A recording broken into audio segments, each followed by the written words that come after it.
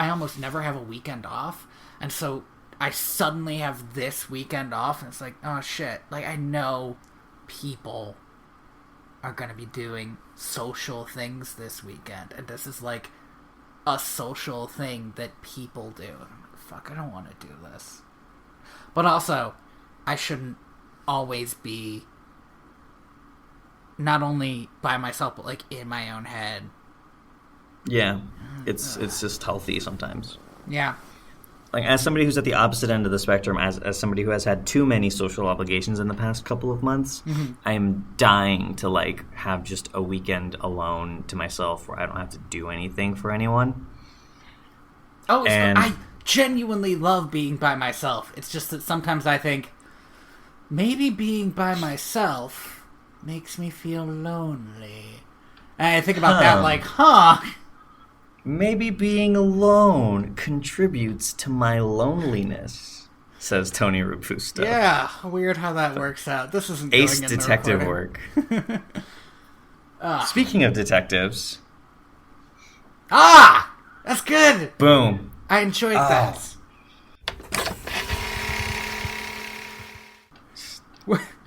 Welcome to Direct to Video. The podcast where we pair movies like fine wine. Today we watched Batman and Batman. Both these movies are called Batman. Yep, we watched Batman 1966, starring the late Burt Adam Ward West. and Adam West. And we watched Batman 1989, starring Michael Keaton and Jack Nicholson, who we spoke about in our last main episode. Yes. Do you know what what genuinely surprised me about the Batman's Adam West? Just from the Batman perspective, I thought he was a much better Batman than Michael Keaton.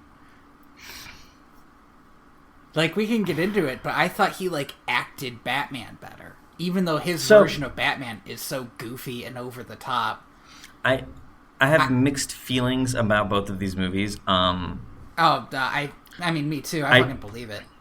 I think Adam West definitely has more... He's got so much charisma and, like... What's the word I'm looking for? Congeniality? That can't be it. Yeah, but congeniality works. He does have that. Yeah, like, he just, he's like, he's like one of those guys that if you feel like you met him in person... Yeah, he would be a really nice guy. He'd be a really, really cool guy. The other thing is... Did I tell the story on the podcast? The one that I heard about after he died, because people, whenever somebody dies, start sharing... Yeah. Those kinds of stories. The one where he and Riddler got kicked out of an orgy... They apparently got invited to a party, went to it, realized it was an orgy, and got into character. Oh no. Yeah, and got kicked out for being Batman and the Riddler at an orgy. To be fair, right, that I would think that would harsh the vibe a little bit. It would probably harsh the vibe, but on the other hand, if you send me an invitation to a party, I want to be sure that it is or isn't an orgy. Yeah, no, like, I was telling my roommate this a couple years ago, but, like an orgy is one of those things that there is no gray area. You tell somebody that is the thing that is happening. As to why I told my roommate this a couple of years ago. I was going to ask. He accidentally walked in on one because apparently, and he didn't know this, his flatmate would host them. And it had never been an issue because he worked so late, but that day he got off early. No! You gotta say that up front. By the way, yeah, right. Some days I'm gonna host an orgy. And even if you're cool with that, like sock on the door or something. God, that to me is like another one of my like nightmare scenarios. How can that even happen? I mean, we have established how do you not bring that up? We have established that I have crazy social anxiety. That might actually kill me. I don't know where to begin with this 1960. It's 66. Batman 66. Yeah, I don't know where to start with this 1966 film. It feels like an extended episode, and apparently, from what I read, it was going to be like the pilot for the show, but then they didn't make it, and then after the show's first season, they decided to make it as like an interquel movie leading up to the second season. Interesting. I wonder how much background we need to get into before the actual movie, because I feel like everybody knows about the Batman 66 movie, right? This is I think so. It's meme. Batman. This is the meme. This is Bang Pow Batman. Yeah. This is Holy Doritos Batman. Yes, this is... When you think of Batman in a jokey way, you think of this movie. And just to talk about how culturally influential this Batman show was, the comics never hit this tone, ever. If they did, it was almost entirely by accident, but I can tell you right now that, like, even the most ridiculous stories in a lot of the DC comics were taken extremely seriously at the time. And so our idea of camp Batman comes entirely from this show. And pretty much every iteration of Batman since this show is, like, under its shadow. The comics really never got that. The comics had Batmite. And, and the Bat Dog. Yep. Wow, okay, cool. Played straight. Now, don't get me wrong, again, like, the comics do get whimsical and they do get, like, ridiculous, but it was all played straight for the most part. This tone of kid-friendly camp is almost entirely from the show. And then later comics would reproduce it. Well, like, the thing where they label everything. Or call everything, like, specific bat, and then this thing. Yeah. The Bat Aquatic Life Shark Repellent. Well, even just, like, the Bat Rope Ladder. He says to get out the Bat Rope Ladder. And it's a rope ladder. It's just like a rope ladder. There's nothing bad about it. The Bat Aquatic Shark Repellent, probably he invented. Therefore, you could put bat in front of it. He didn't invent a rope ladder. Maybe he did. I mean, maybe it's a really good rope ladder, but... But I guess operating under that logic, he also would have invented helicopters and cars and motorcycles. He may have invented those specific ones. You wanna get into the actual movie? I don't even... Okay, yes, but give me a sec. Like, the plot of this movie is so fast, but also slow. Okay, here's something... I'm gonna say this at the top. I was gonna say it at the end, but it really bothered me while I was watching this movie. This movie is like 2 hours. It's really long. And we could really genuinely stand to cut, like, half an hour off of it. And it's not... Like, it's not that any of the bits are, like, really bad. It's just that sometimes it gets bogged down in itself... And maybe it could lose, like, 3 action scenes, genuinely. And then the movie would be better for it. It definitely would. This movie definitely suffers from an overstuffed nature. But the other thing about this movie is, for a big-budget Hollywood movie that came out in the 60s, it still feels like a TV show. It doesn't feel like most TV shows, when they get a movie, they'll use this extra money and they'll hire a better crew. But, and again, this is from what I read, this movie was made by the TV crew, and they just used all of this extra money to build a bunch of stuff that they could then use in the next season, like the Bat boat and a lot of the Bat cave. You know what? That's actually really fucking clever, and I like that. Yeah, the Doctor Who film that came out in the 80s was on a similar note. But I think the reason this movie goes so long is because it's basically an extended TV show. So they were doing all the stuff the TV show did instead of thinking, okay, but what would make it a good story? Are you ready? Are we good to start talking about the plot of this movie? Yeah, but even before that, there's... it's the movie. I'm going to talk about the movie. So it starts with, like, this dedication to police officers. Yes. Which I like, although the current, like where we are right now with police officers is rough to me. But as a general rule, Batman saying, hey, support your police is good. I like that. And then there's this really kind of confused spotlight motif over the credits. And it goes on too long. It goes on so long. And it's like a fun little thing, but I think this is, again, from the 60s. It's a 60s thing. They do opening credits more than ending credits, and the opening credits always go on too long. There is so much about this movie that feels like just a time capsule of the 60s, and I love it. And I think I can say the same thing about the next Batman movie that we watch. Like, it feels very weighed down by the time it came out, which we'll get to when we get to some of the later plot points. But so right off the bat, just right off the bat, here's an example. Right off the bat, gonna be doing that a lot. There is a character in the beginning of this movie called Commodore Schmidlap who has a heavy Irish accent. And now this to me is like a very old-timey thing, like this whole idea of like the Irish cop is a very like old thing in America, but it kind of died away. I feel like if you're writing a cop show or a cop, or like a detective novel or something, there's going to be a cop named Murphy. So I don't think it's completely gone, Just the heavy Irish accent, though, was like the big part. Like, why? What? The reason Batman and Robin are called is because of a stress signal from a boat. And this boat is carrying an inventor and his, quote, revolutionary scientific invention. This will be important, but not until, like, the third act, when we finally learn what we don't even... We're not even told... We're told, like, in passing. We're introduced to the invention, and then we're told later in passing that this was the revolutionary invention. It takes so long for them to get up to the invention, and it feels like such a bad lead-up. But here's the first thing I really noticed about this movie. They get into the Batmobile, and they don't buckle up. Yeah.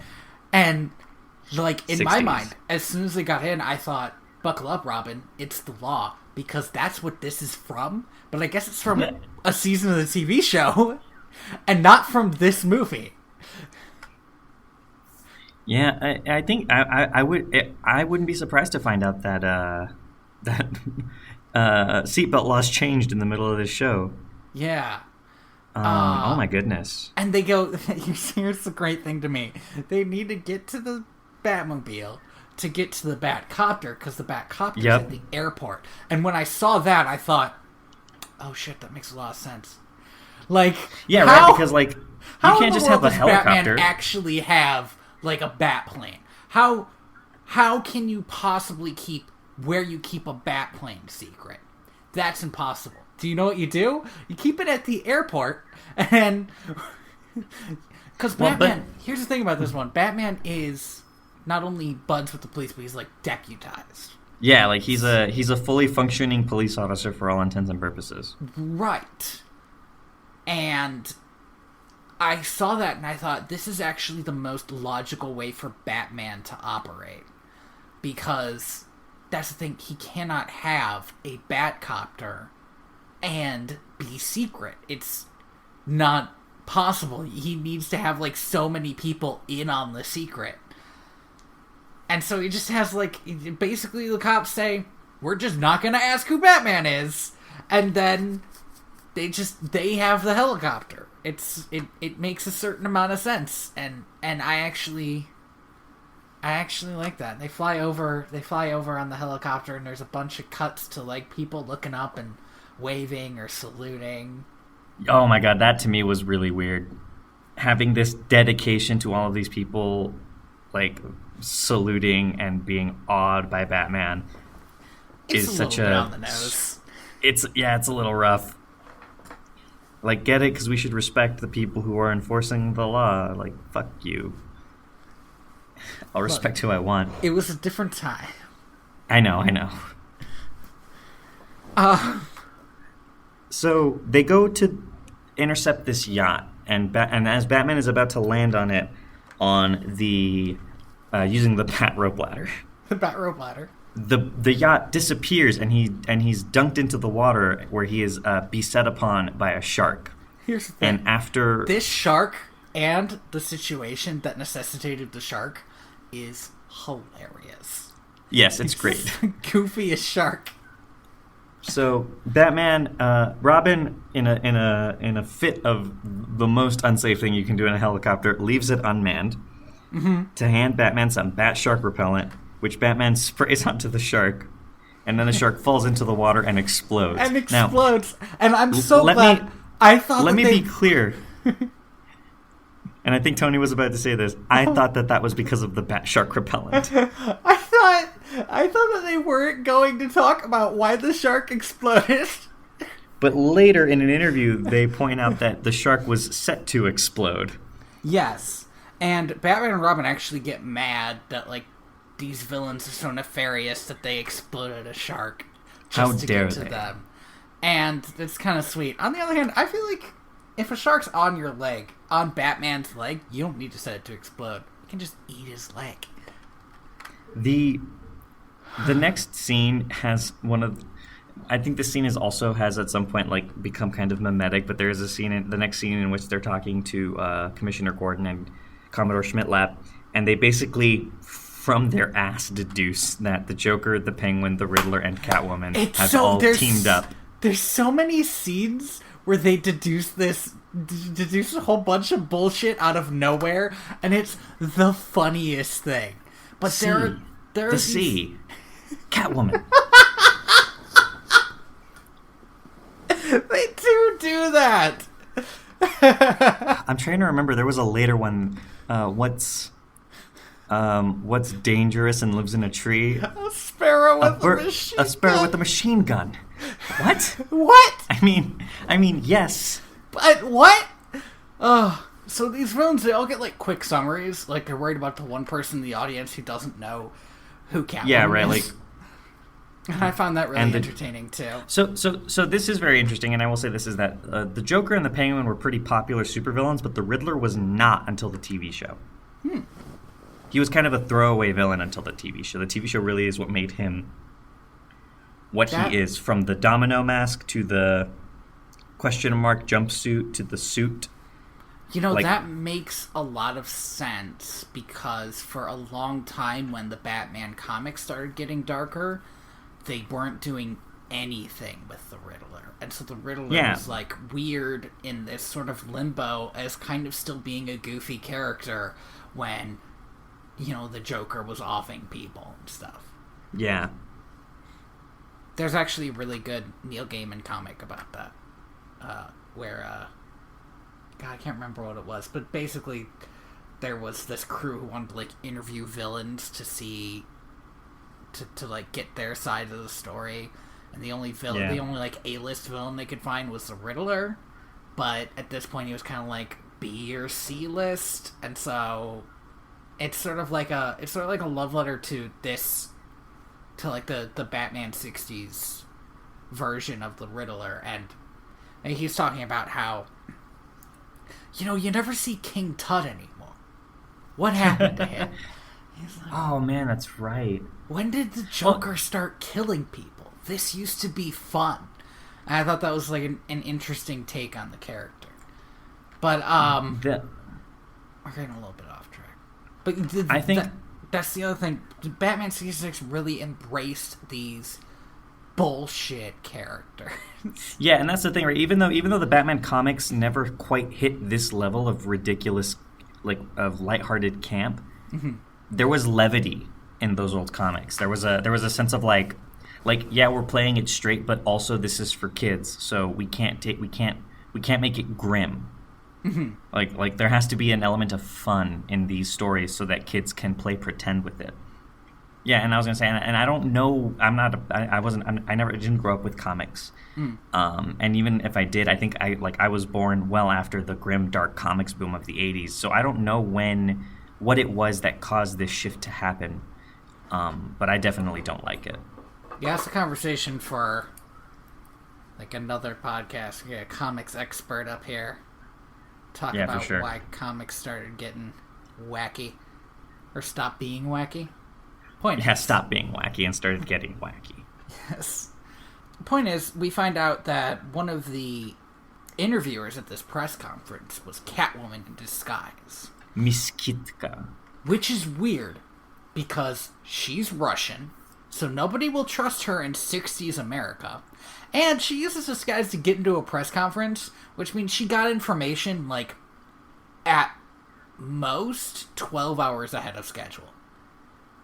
It's a press conference. The press is here. She could have just waited for the paper. She does end up using this disguise in a better way later. Which I do enjoy the fact that like she has this disguise on key, and then later is like, I could use this disguise as leverage. Although my version of Catwoman is like Batman always knows she's Selina Kyle.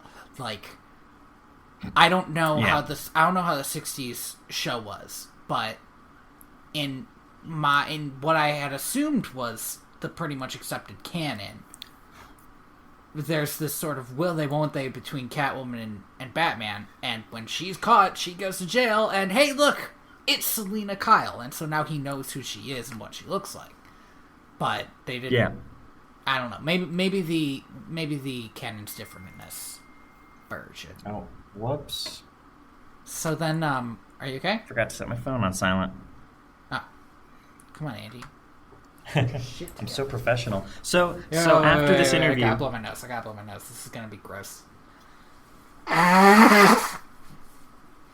Okay, go. Give me a second. I need to take a drink of some coffee. Are we just doing this now? Give me a sec. I forgot to take the lid off of my coffee. Oh my god. I'm trying to provide a good audio experience for our listeners. I don't know why. All right, give me a sec. I need to cough my lungs out. You're fine. Just really get the phlegm out of my body. I hate you so much. I can talk about Batman by myself. Oh man. So okay. Give me a sec. That bit took a lot out of me. Let me reset. After this kind of mini press conference, Batman and Robin decide to go back to where the yacht was, because Batman realizes that there's a buoy there, and if he remembers correctly, at those coordinates there shouldn't be a buoy.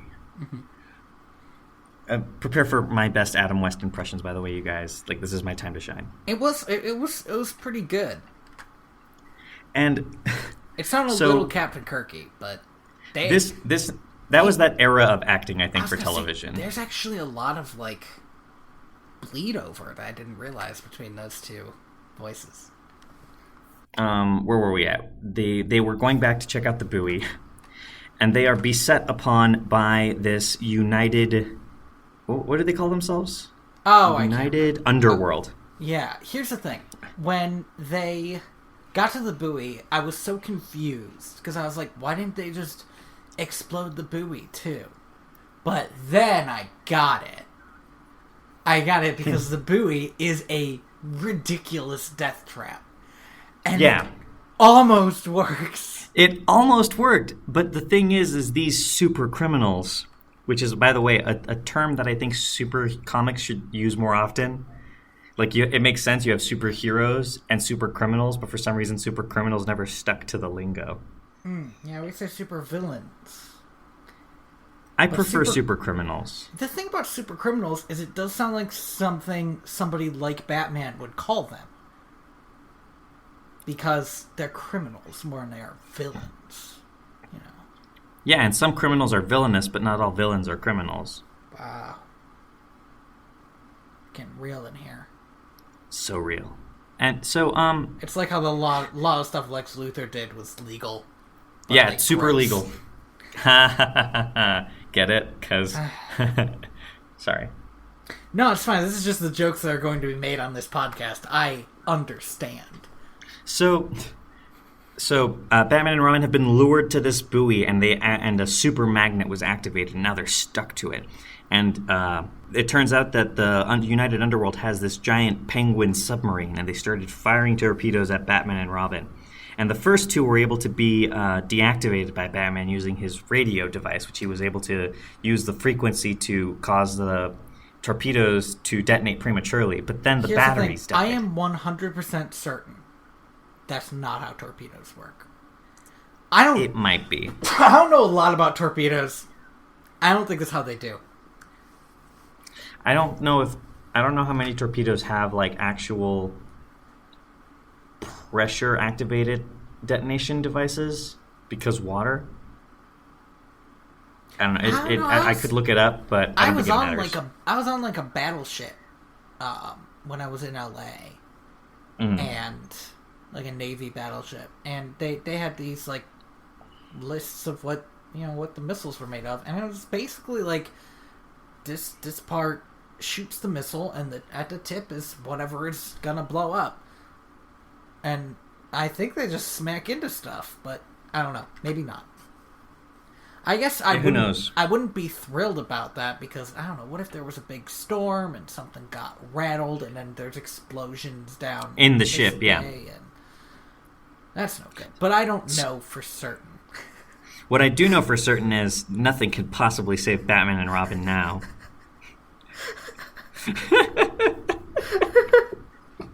God, this is to me this is the best thing because nobody who talks about this movie talks about this part, and they really should. I have it written in capital letters: a martyr porpoise sacrifices itself. It throws itself in front of the torpedoes, possibly because it was insulted by United Underworld's use of aquatic life in their plans. And Batman and Robin are like driving away on the boat. And Batman's like, truly a noble creature. Truly a noble creature. I don't... Gosh, Batman, I know. Who could have thought that a porpoise would throw itself in front of the torpedo like that? Sacrificing itself to save us. Porpoises are creatures of justice, Robin. God, what a stupid fucking movie. Like, we are, 20 minutes into a 2-hour movie, and already it has raised the stakes beyond what it can achieve for the rest of the film. So I thought.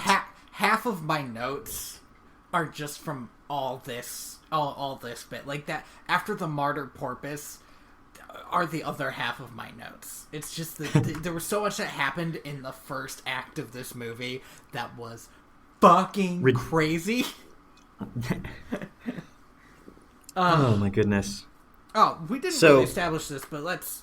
I want to be clear. The Joker, Catwoman, Riddler, and Penguin are all working together to kill Batman. Well, what they're trying to do is sort of vaguely take over the world, but they know they have to kill Batman because he'll stop them.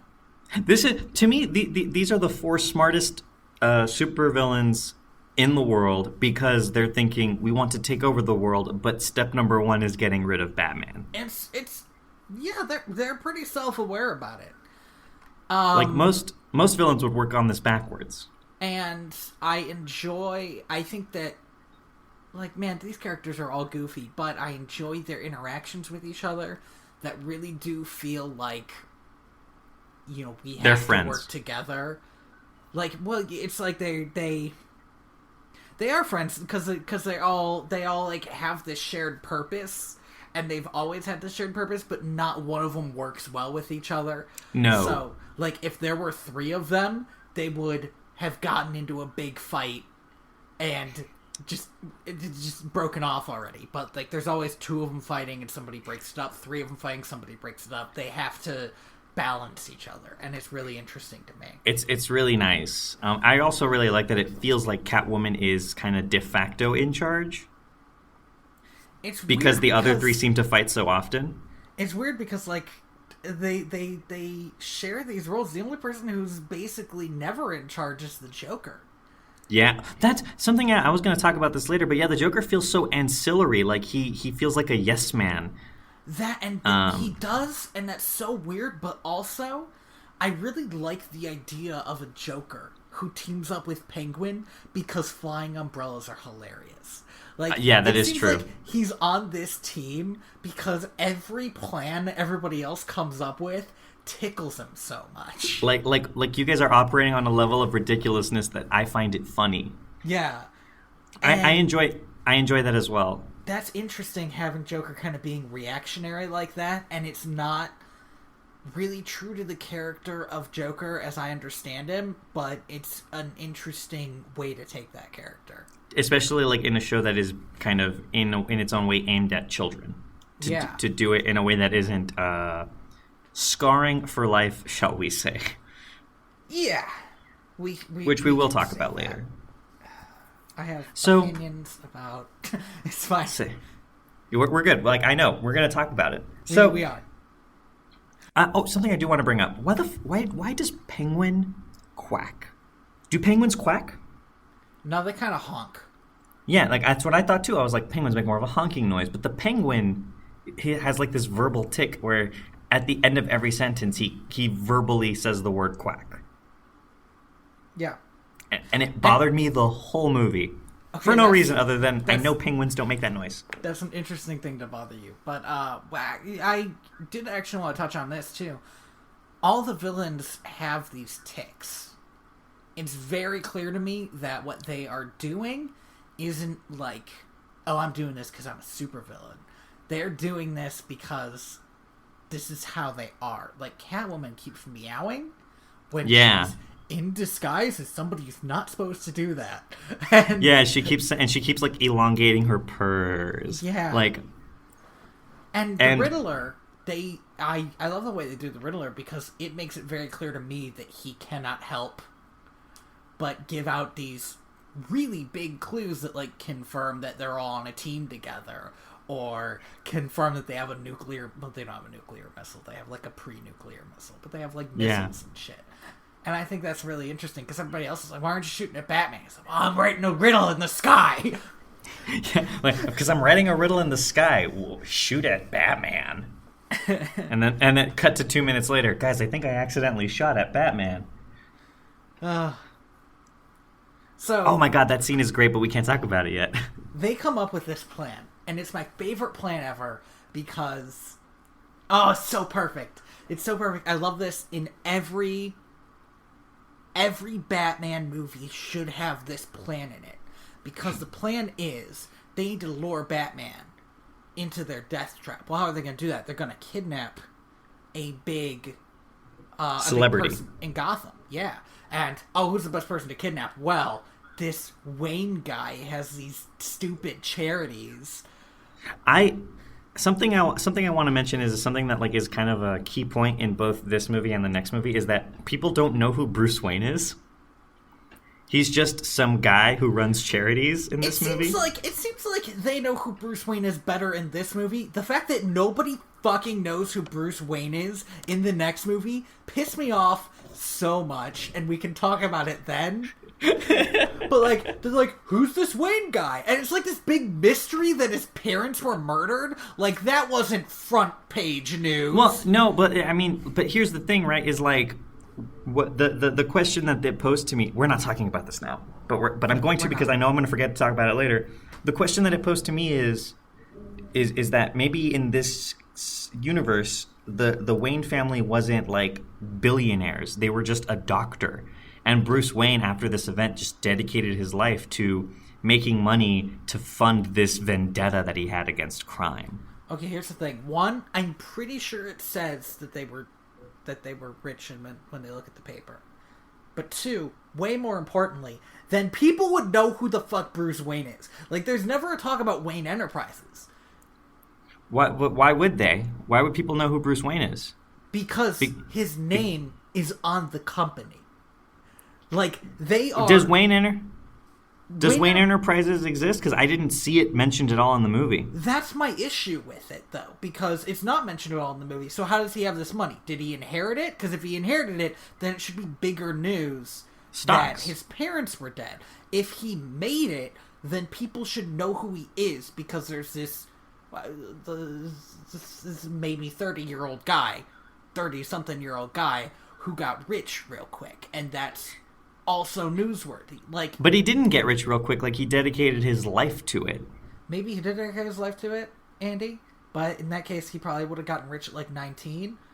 because he's Batman, and that also would have been newsworthy. Like, there's just, we can talk about it later, but the fact that nobody fucking knows who Bruce Wayne is in that movie pissed me off so much it didn't make any earthly sense. I thought it was a nice touch. I'm so tired of Bruce Wayne being this, like, everybody talks about him character.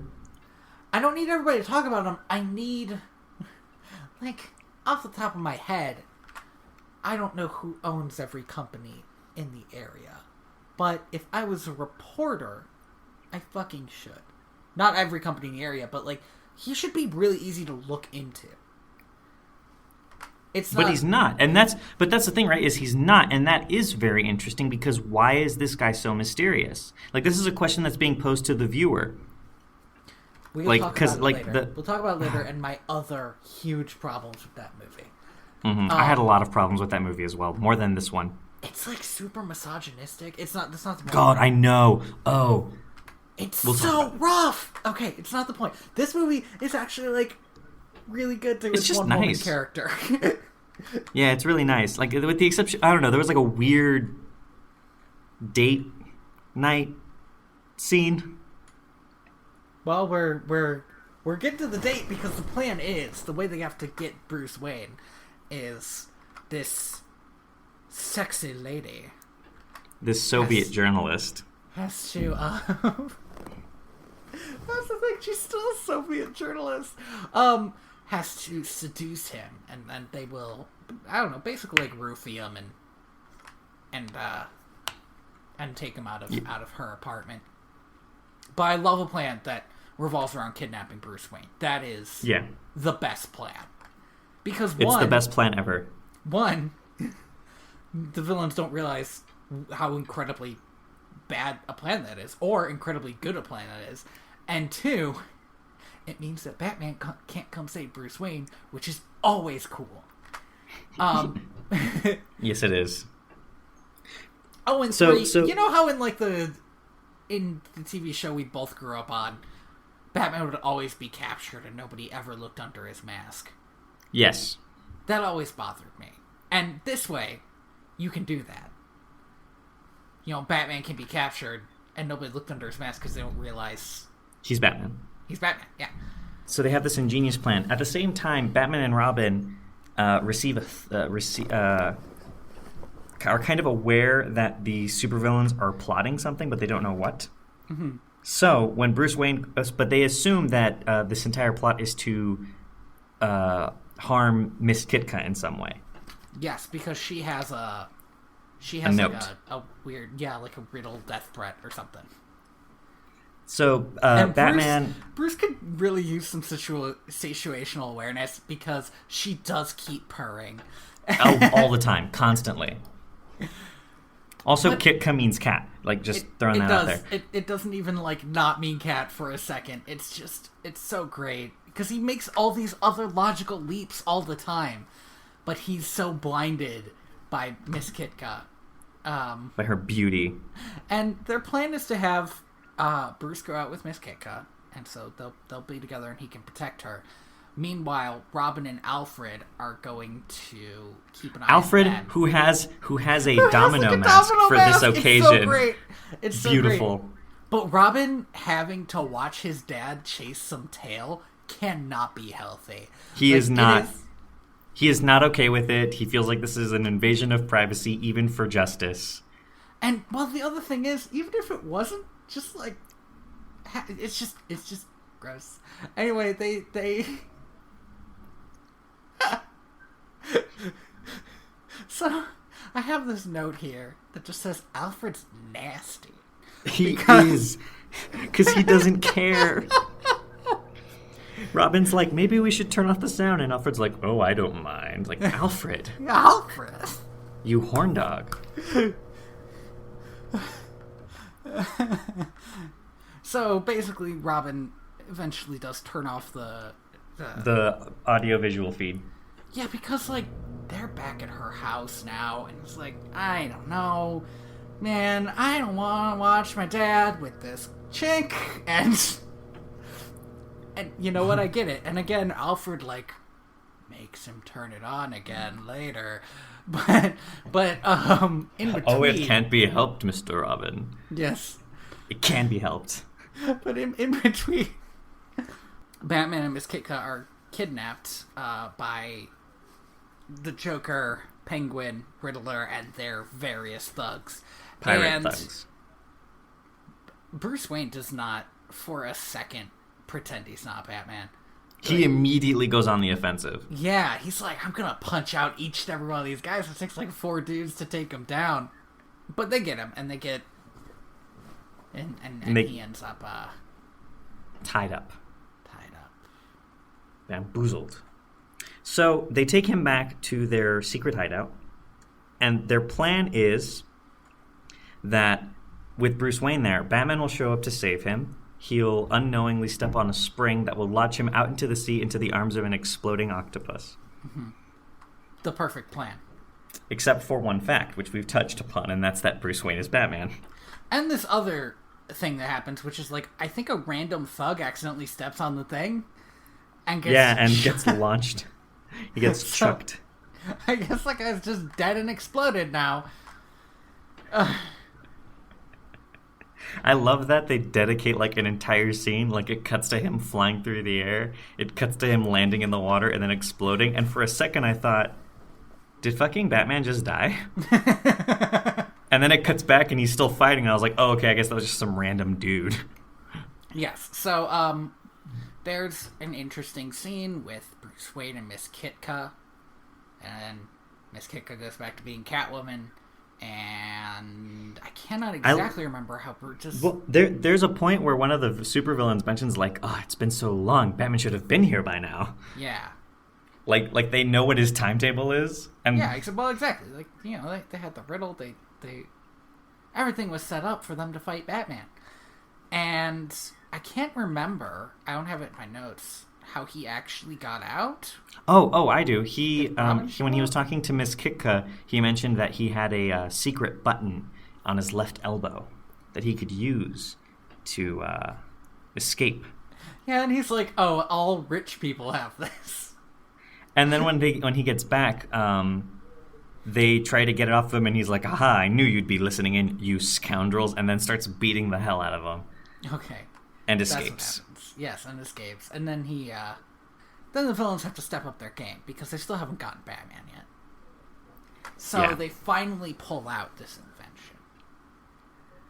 And it's an invention for, like, making alcohol. and they use, like, the dehydrator beam for making this alcohol to turn a bunch of their toughest thugs into dust. They will then rehydrate them and fight and have them fight Batman as soon as the Penguin uses his awesome plan to get into the Batcave. And my favorite line in this movie is here. Mm-hmm. He asks Catwoman to, like, sweep up the thugs into, like, test tubes so he can carry them. Yeah. And he goes, "Careful, careful. Every one of them has a mother." Yeah, yes. That was really good. I love that. And that actually, like, makes it kind of worse when Batman kills all of them. Well, he doesn't kill all of them necessarily. No, it wasn't his fault. So what happened is that apparently, Penguin dresses up as, and this I need to kind of make a quick correction here. The Irish cop is Chief O'Hara, and Commodore Schmidlap was the boat captain who with the great invention. Right. Well, I gotta say this before we end up at where Penguin is, because I made a special note of this. I handle every slightly nerve-inducing situation the way Batman handles a bomb. Because he grabs this bomb, and he goes to, like, the rough neighborhood where he's pretty sure the villains are hanging out. Finds a bomb. I can't remember. I think they used to be there and they booked it. Yeah, they booked it into the submarine. They set the place to explode. So he grabs the bomb, and it's like a big old cartoon bomb. You know what I'm talking about. There's a fuse going down. And he's running every which way on this boardwalk, and he's like about to throw the bomb, and there's like a kid, so he runs the other direction. He's about to throw a bomb. There's like a police officer parade, and he's about to throw a bomb. There's nuns. He runs into nuns like twice. He runs into everybody like twice, and then it's a really long scene. It goes on a bit too long, but it's all culminated by the fact that he just stops and goes, "Some days you just can't get rid of a bomb." It's a really good scene that does go a little bit too long, and he throws them on and blows up. Whatever. Luckily, he was protected by these steel beams. Yes. Here's the thing. Penguin shows up in his disguise as the Admiral. Is he an Admiral? Yeah, he's a Commodore. As the Commodore. They immediately know it's Penguin. They can immediately recognize Penguin, but not Catwoman. Right? That was super weird to me, but they know immediately. Maybe it's because he still has an umbrella. True, maybe that's it. They know he's Penguin, but they're still like, why don't we take you to the Batcave so you can really prove who you are with our, I don't know, they have like a DNA thing? It's an eye scanner. Okay. And with the eye scanner. And so yeah, I can do that. And so they roofie him. Which feels less weird when they do it to him than when Batman does it later to his date. This is not the same movie. I'm sorry. I got so mad about that. I got so mad about every fucking trust scene. me. Trust me, I know. We'll talk about, okay. So then they fucking let Penguin do his thing. He rehydrates 5 mooks. They all go after Batman and Robin, and as soon as they are touched, just poof, they're gone. They disappear. And this was because of hard water, which is funny to me because I know that the Flash got his powers from hard water. So clearly this was at a time when hard water was still, like, weird and mysterious. Instead of, like, water with some extra minerals in it. Yeah. They basically tell the Penguin they believe it. That he is who he says he is. And that he was And they set up this plan. And they set up this plan for him to steal their Batmobile. Yeah. To steal the Batmobile, which they can then track down. Which, I mean, that's pretty smart. They are in an age where a GPS signal is, like, super tiny yet, so that makes sense. So, Penguin steals the Batmobile, he'll show up later. Riddler is physically unable to not send Batman more clues, but again, his riddles are just... insane. What? I don't even remember this riddle, but I know it was crazy. Anyway. So, at this point, we figure out the supervillain's plan. Mm-hmm. Which is that the United World Organization's Security Council is meeting to discuss peace truces, and that they are going to kidnap all of them. Yes. I have it on good authority that this is actually some intelligent political commentary of the time. These like 9 people yelling in this room. But yeah. I just sort of vaguely wondered when I saw it how racist they were being. That was where I was at. All these people are shouting and yelling, and they're supposed to get to some peace, but all they ever say is like, "Gentlemen, we need peace," and they all get shot by the dehydrating laser and kidnapped. Oh wait! So before this, though, when Batman and Robin are chasing the Penguin, the Riddler's riddles that he fires off with his missiles. Mm-hmm. Accidentally hit the Batcopter, and they crash land on a pile of disused rubber at a rubber festival. That does happen. And they have to run all the way to not the UN, but the UN to stop these guys. So all these big important men are kidnapped. Batman and Robin show up. They say if they try anything, they'll kill Miss Kitka, which is nice. That's a good move. I liked that. That was that was a good, smart thing to do. So then they stop and they start to go after, but they're already on the elevator, and so now they have to follow them to the submarine, which is like their last haven. Yeah, because they had their hideout by the docks, and they had the submarine. and their hideout's compromised. Now they only have the submarine. They're gonna send all these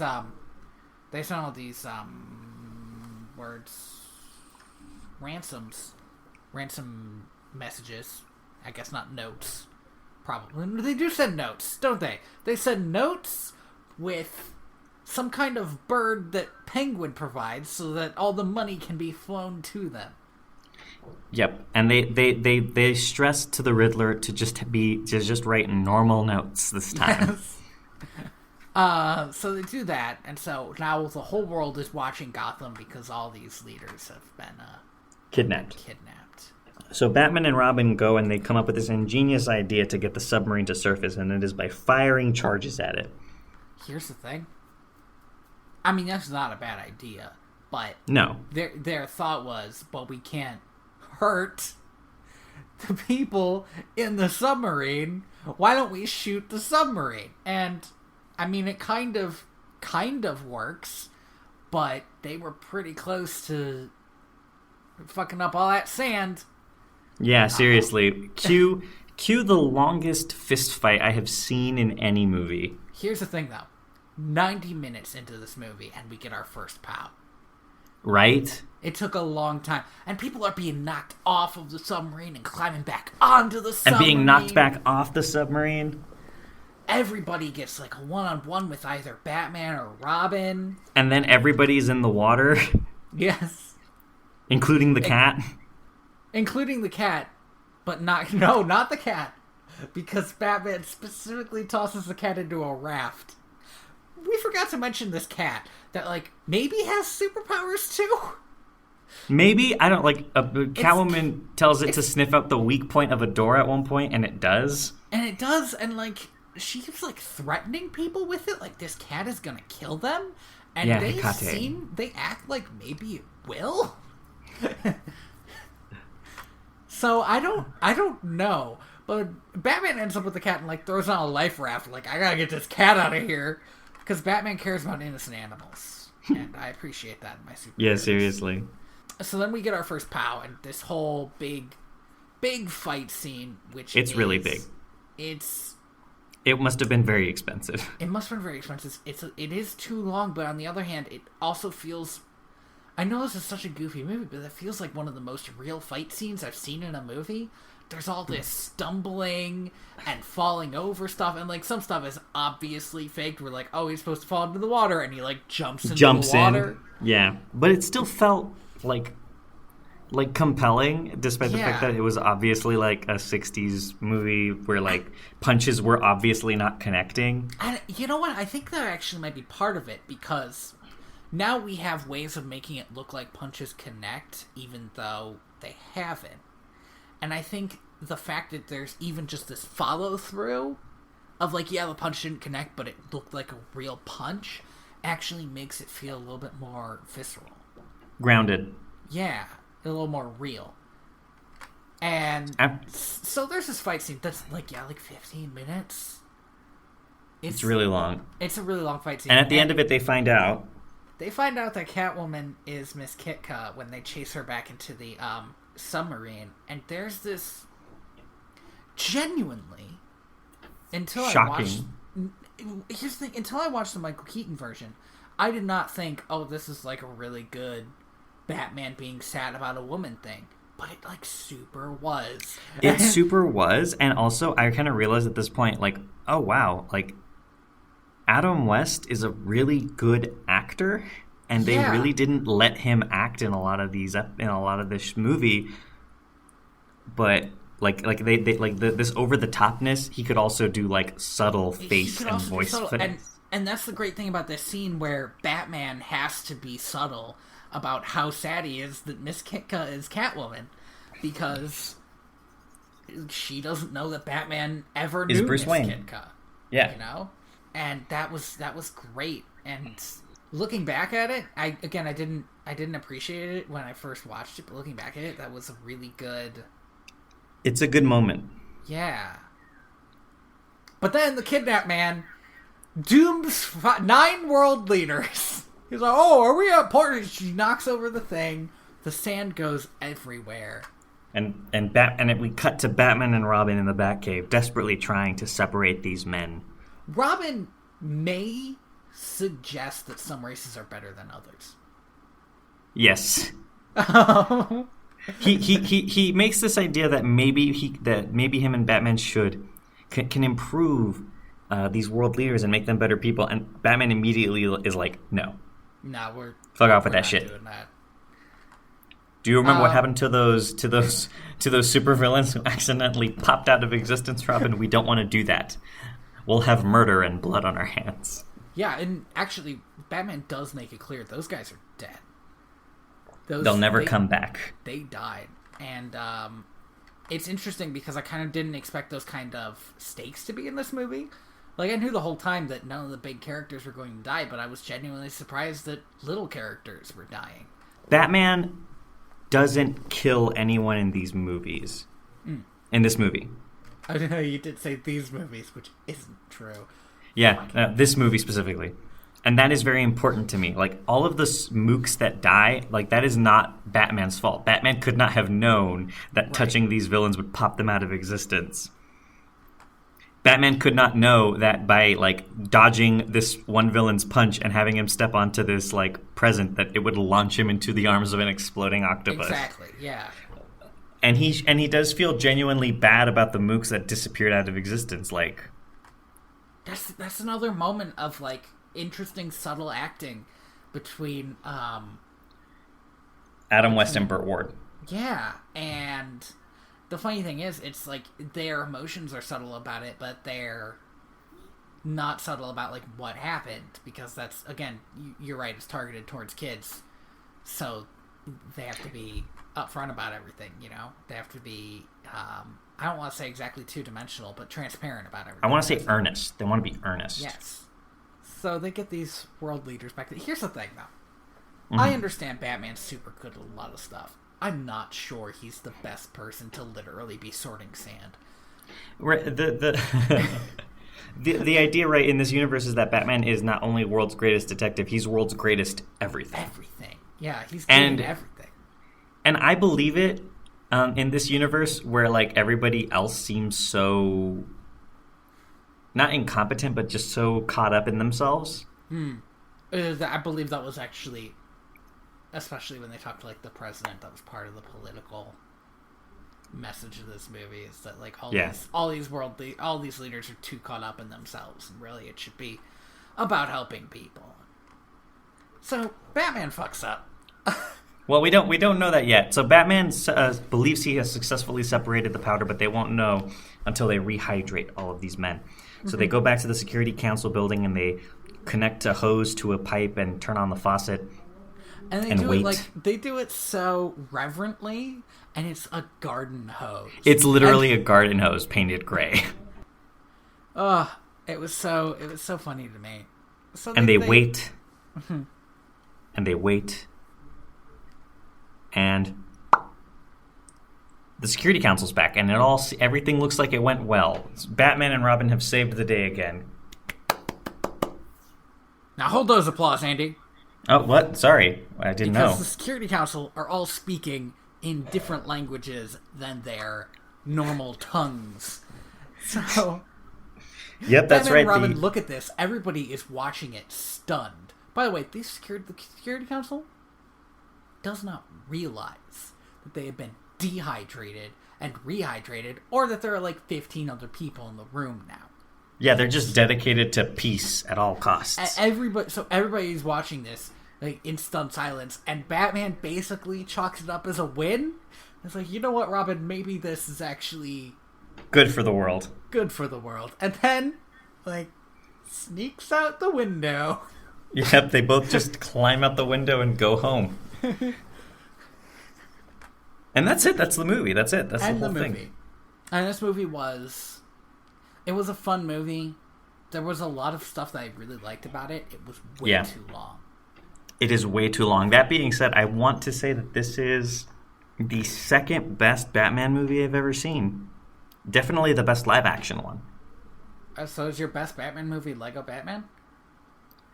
No, actually. Okay, I thought that you had said that at one point, but I was trying to make sure. So what's your best It- Batman movie then? I think it's Batman Sub-Zero. It's the movie about Dr. Freeze, I don't think I've seen that one. the animated film. It's really good. I'll have to look out for it. But yeah, this is a really good version of Batman, and it's something I think newer Batman movies have been trying to get away from, to the point where you end up with Batman v Superman, or even Tim Burton's Batman, which like leans into the darkness too much. Yeah. And God, but there are so many other problems with Tim Burton's Batman. So I genuinely did not expect that movie to be so fucking problematic. After watching it, my consensus was I wish I hadn't. Yeah, but the thing about Batman 66 is it's a fun movie. Batman exists in a world where you believe him to exist. Do you know what I mean? Yeah, there's no point in which Batman does an action or the world does an action that makes the two contradict each other. Yeah. And like I said, there are real stakes in the movie, even though it's like a kid's movie, and it makes it feel like you can face real stakes while still being goofy. And I kind of like that. It's just a good version of Batman. And I think I would like, if I sat down and watched a TV show, I'd like the TV show. I think that this movie is too damn long. Yeah, this movie's only problem is length. The TV show's probably pretty tight. I'm contemplating changing venues because I feel like for this next movie I really want to yell, and I can't do that at a library. So, what most people consider to be the first official Batman movie, directed and... Huh? Sorry. No, I shouldn't have said that. This is just going to throw you off. I said Batman 66.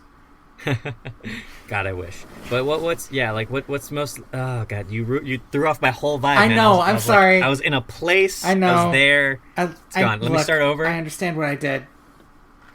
We'll fix it in post. So, fuck it. We're doing it live. So, directed by Tim Burton, written by Sam Hamm and Warren Scarron, which... Let's take a moment. I mean... This movie was written by Sam Hamm and Warren Scarron. I mean, they sound like Batman villains. They sound like Batman villains, like, straight up, in a way that is baffling to me. Yeah, the special... They got some extra help from Enigma.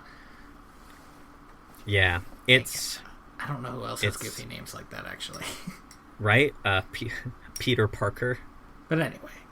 After the success of Beetlejuice, Tim Burton was approached by Warner Brothers, who had exclusive rights to the Batman property, to direct a movie that had a dark tone. That they hired Tim Burton specifically because they knew Tim Burton could hit a tone and a style that they wanted. And Tim Burton really threw himself into building this universe. Mm-hmm. And there were a lot of kind of weird requests, but for the most part, this was Tim Burton's baby project. Like, he was pretty much given near executive control. Okay. But part of the way through this film, the budget of the film jumped from $30 million to about $48 million because of the 1988 Writers Guild strike. So the original draft was rewritten after John Hamm dropped out for the strike by Warren Scarron. And then there was also additional rewriting done by two other writers who are uncredited. This is like the fucking Batman movie. This is the Batman movie that like made Batman big again. After Alan Moore's successful comic The Killing Joke and Frank Miller's The Dark Knight Returns, like, Batman was a hot property and Warner Brothers had the rights. This movie made $400 million fucking dollars. Nice. Like, with a budget with an estimated budget of about $48 million. I was gonna say that about is a tenth of that. That's crazy. Yeah, that's like a 100% profit increase. That you don't see that really anymore. Even with modern day superheroes. A 100% profit increase. Wouldn't that only be like 96 million? Listen, Tony, I'm a math major. I'm not. But That's why I'm I'm not. Like, I'm you're not, the math I'm guy. Not, no, Tony, let me finish. Okay. I'm not good with numbers. but sorry, yeah, like, no, but like whatever. Like this movie, on top of making a fuck ton of money, had a pretty small budget. And like even today, like I'm gonna take a modern example. Let's look at fucking Batman Begins. Okay. Let's do it. The next big Batman movie that we're not going to talk about, but we're also kind of going to talk about. Also, to the listeners, if I sound different for any reason, it's because a change of location has happened. It's because his brain has been eaten, and now I'm talking to an intelligent slug in his brain. So, Batman Begins had a budget of $150 million. Mm-hmm. And it made a total of $200 million. Oof. Wow. Opening, I believe, total. That is not a good that year. That is okay. Turnaround. I mean, that's good. That's making a lot of money, but let's be fair. That is an insane amount of money. But right. But that's the thing, right? Is the scale of superhero movies since this Batman movie came out has changed drastically. Like movies are made on such a big budget that making a profit at this margin is insane. This movie inspired a lot of pretty much every other Batman thing to exist borrowed something from this movie. Mm-hmm. And we're going to talk about that. So, my first note here is talk about tonal whiplash, which I think still fits in this podcast, because we were just talking about the Adam West version, and this one is immediately darker, and we've already talked so much about how it's misogynistic, and that's gonna be the rest of the podcast. Yeah, seriously, like the fact that we watched this movie, I think halfway into watching this movie, when like one specific scene happened, I was sitting here like, of all the times, if I had known how misogynistic and poorly treated the women characters in this movie would have been, I would not have picked it. This is a bad time. Yeah, if I had known, it's topical. But now I know. But, so, I wrote down, it's 2017 and I'm sick of watching Batman's parents died. But it wasn't them. These people with a kid come out of a theater, and it's... I don't know if you're supposed to think it's his parents, or if it's just like I think you are. Send-up. But they get robbed. The robbers get away. There's an American Express plug that's not terrible. Yeah, it's all right because of how the mook in particular like holds up the card. Yeah, and he's just like, blah, blah, blah, and then he throws it away like it's fucking useless. Batman shows up, gets shot, falls over because gunshots fucking hurt, and you can't just march through them, asshole. Yeah, you can't just fucking walk at a guy. And then comes back up, which is actually, again, much scarier. Right? Like the idea of like, oh, we killed this guy, let's go. Oh, fuck, no, we didn't. Let's go. And he basically does this like scared straight thing with these robbers. He doesn't tie him up to be arrested or something. He just like spooks him into maybe not robbing somebody again. Which I thought was an interesting take. They do get arrested, though. The police show up and find these two guys that are, like, scared out of their fucking minds. They do. And the police do show up. There is a moment in this film that is kind of parodied in Batman Begins, where Batman's holding this like, mook over the edge of a roof, and the guy's like, don't drop me, and he's like, I'm not gonna drop you. Just tell everybody who I am. Right. And then he just throws the guy back on the roof and leaves. And in Batman Begins, he just drops the guy, and the guy breaks his fucking legs, and that's super fucked up even for Batman. Yeah, but Batman fucking does that later in this movie. Right, but that's the thing, right? Is like I thought that was cool, and then later in the movie I was like, no, he just does it anyway. So, you can't have your fucking cake and eat it too, Batman. We're briefly introduced to Harvey Dent, who will come back a little bit later. And I just need to make a note here that I'm kind of worried that he'll betray the rebellion to the Empire. Billy D. fucking Williams plays Harvey Dent, which is super weird because I remembered as a kid in I think it's the third movie or the second movie. I think it's the second movie. I don't remember. I think there are only two of these. No, there's four. In this series? Yeah.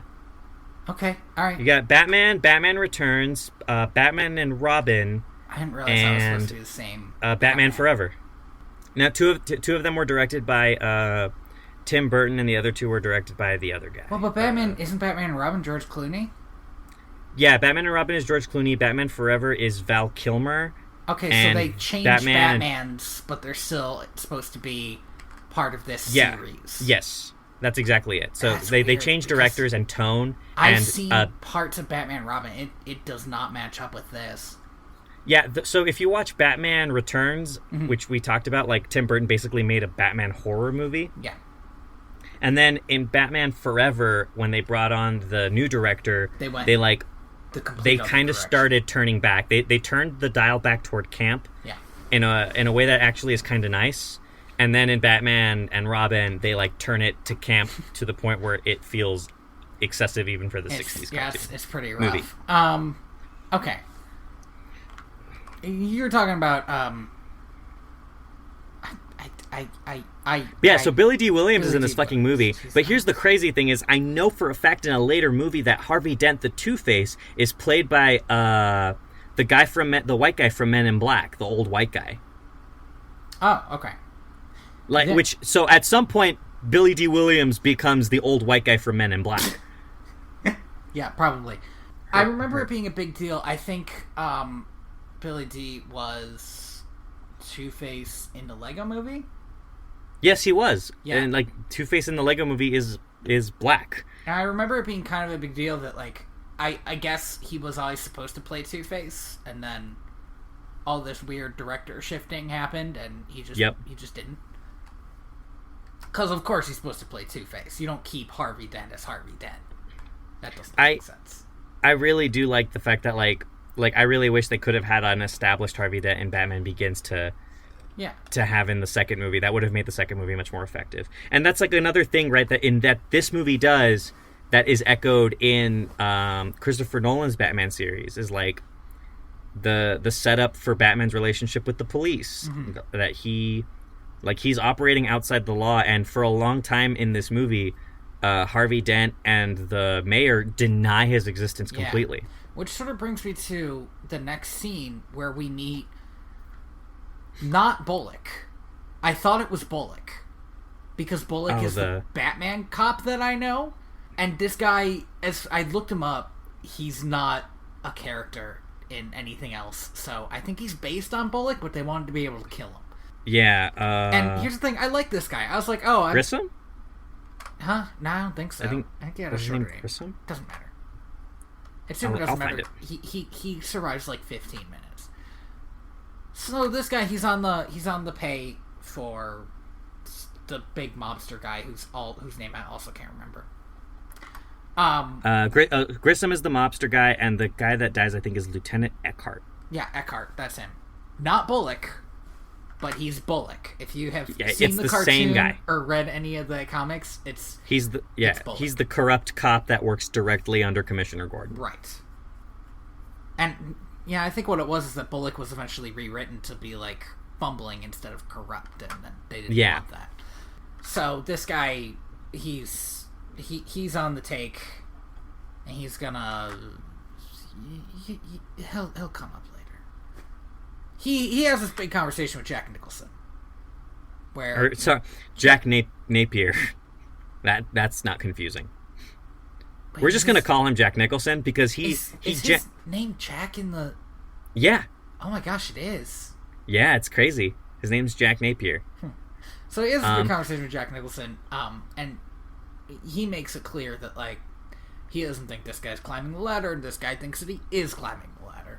Like they both know that he is eventually planning on taking out the mob boss that they both work for, and taking his job.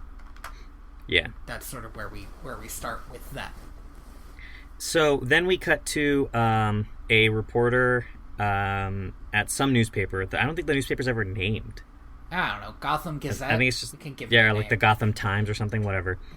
We meet this reporter Alexander Knox, who the movie tries to play as being this lovable buffoon, but in the beginning is just kind of an asshole. Here's the thing. I have a lot of opinions about this guy. Okay, one, Robert Wool looks way too much like Michael Keaton, and it really bothered me. I don't think so, but I can see what your point. Yeah. Well, they both have that kind of like Jufro thing going on. Yeah, and they also both have kind of like a small jaw. Yeah. I know exactly what you mean. I don't have the greatest time with faces, and that didn't thrill me when that happened. But the other thing is, like, at first I was kind of compelled by his story, which is like, oh, he wants to find out about Batman, but he doesn't do anything about finding out about Batman.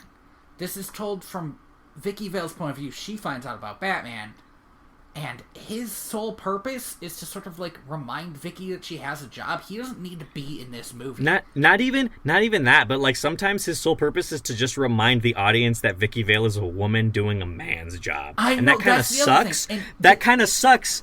Because other than that, like every time he has like the first time he meets Vicky Vale, I think he says something like "ooh, legs." I'm just like, what the fuck? Yeah, dude. Like, you're an adult at an office job. You don't fucking say that shit.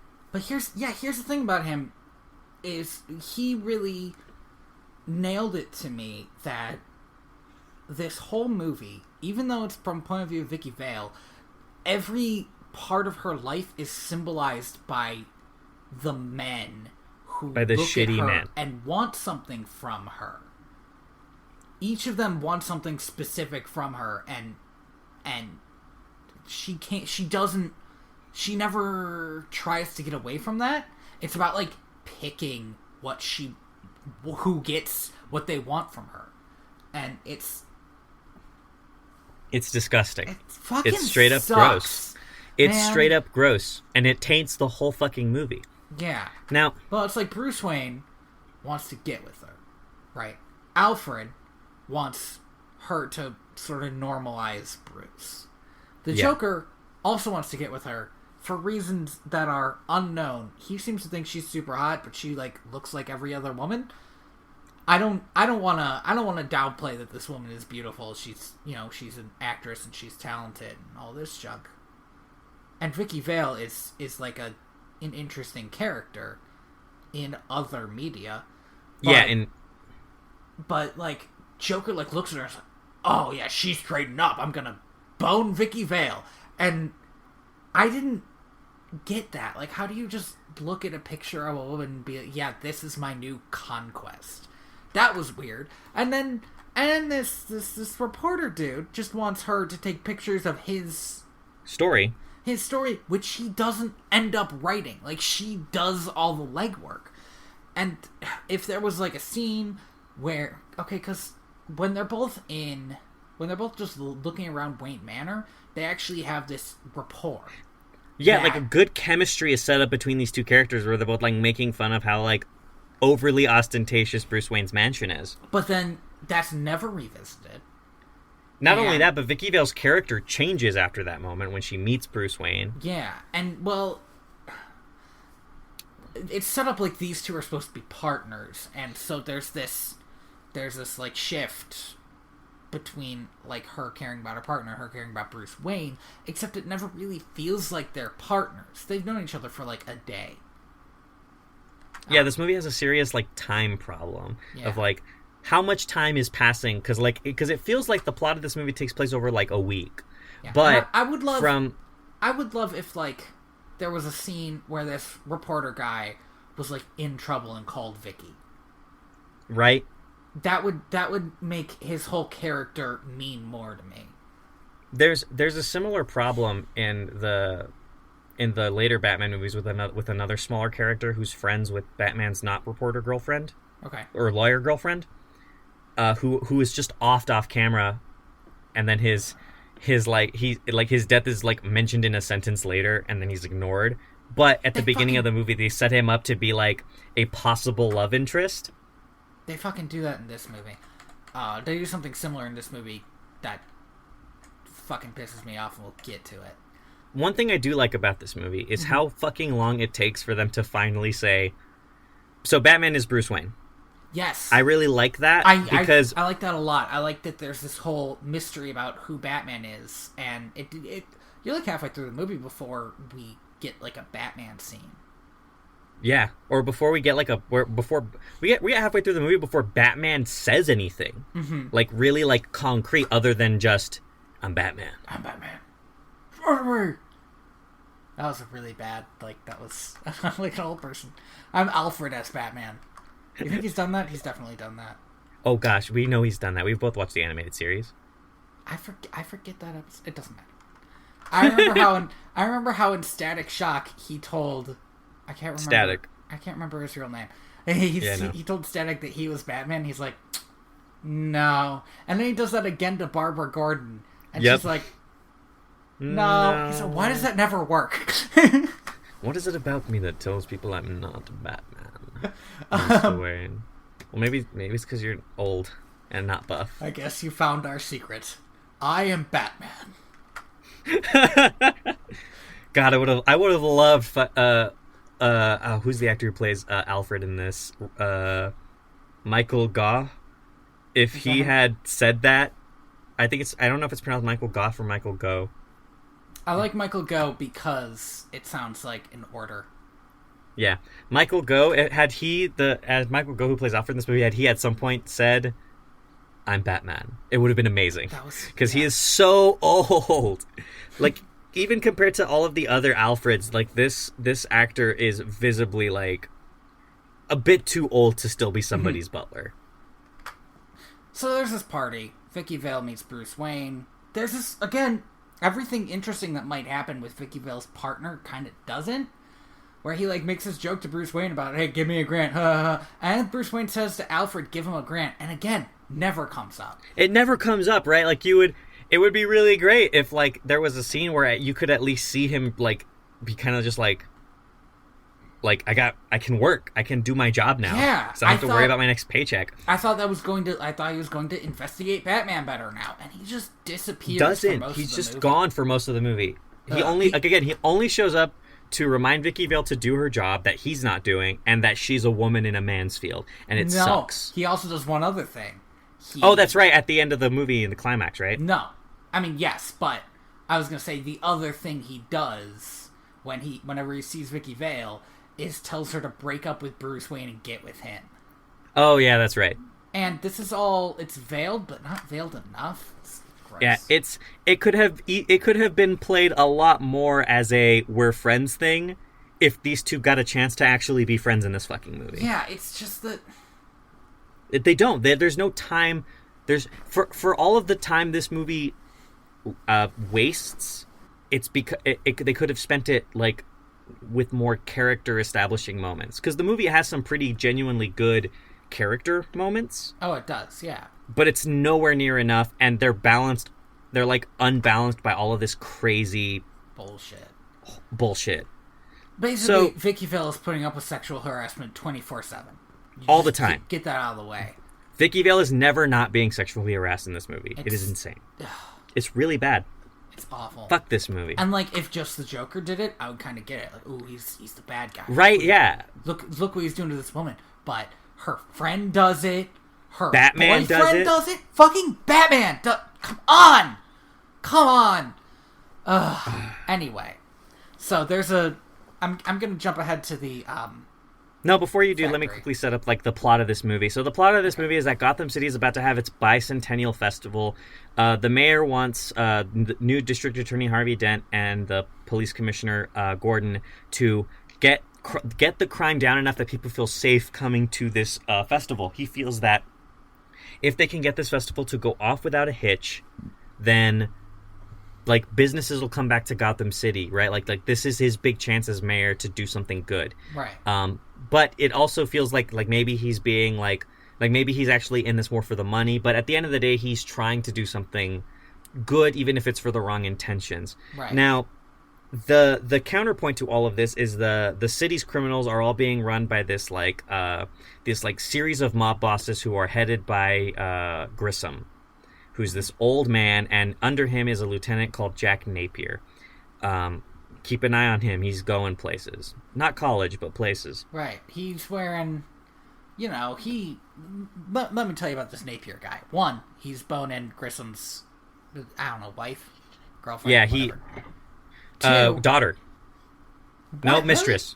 Mistress. Okay. Mistress. I thought it was his daughter for some reason. No, he has a younger girlfriend. 2, he wears a lot of purple suits. Yeah, he really likes the color. 3, he does card tricks. Now, here's the fucking thing. Joker never does card tricks, but whatever. Well, I mean, He like, doesn't do card tricks as the Joker, which...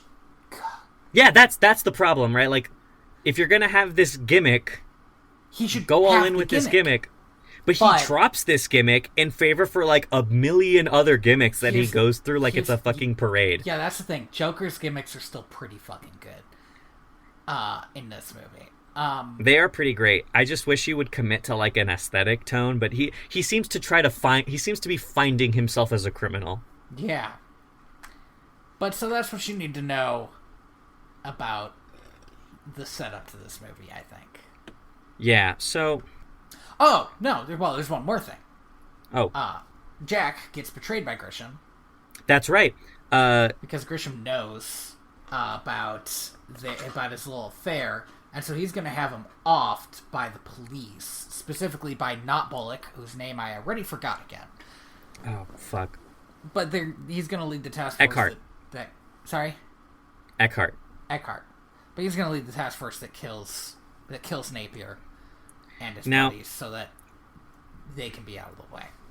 Before this could go down completely, another police officer tells Commissioner Gordon that all of this is going down. Right. And he This is goes off to happening- investigate. Yeah, and that happens at Bruce Wayne's party, so Bruce Wayne That's right. knows about it too.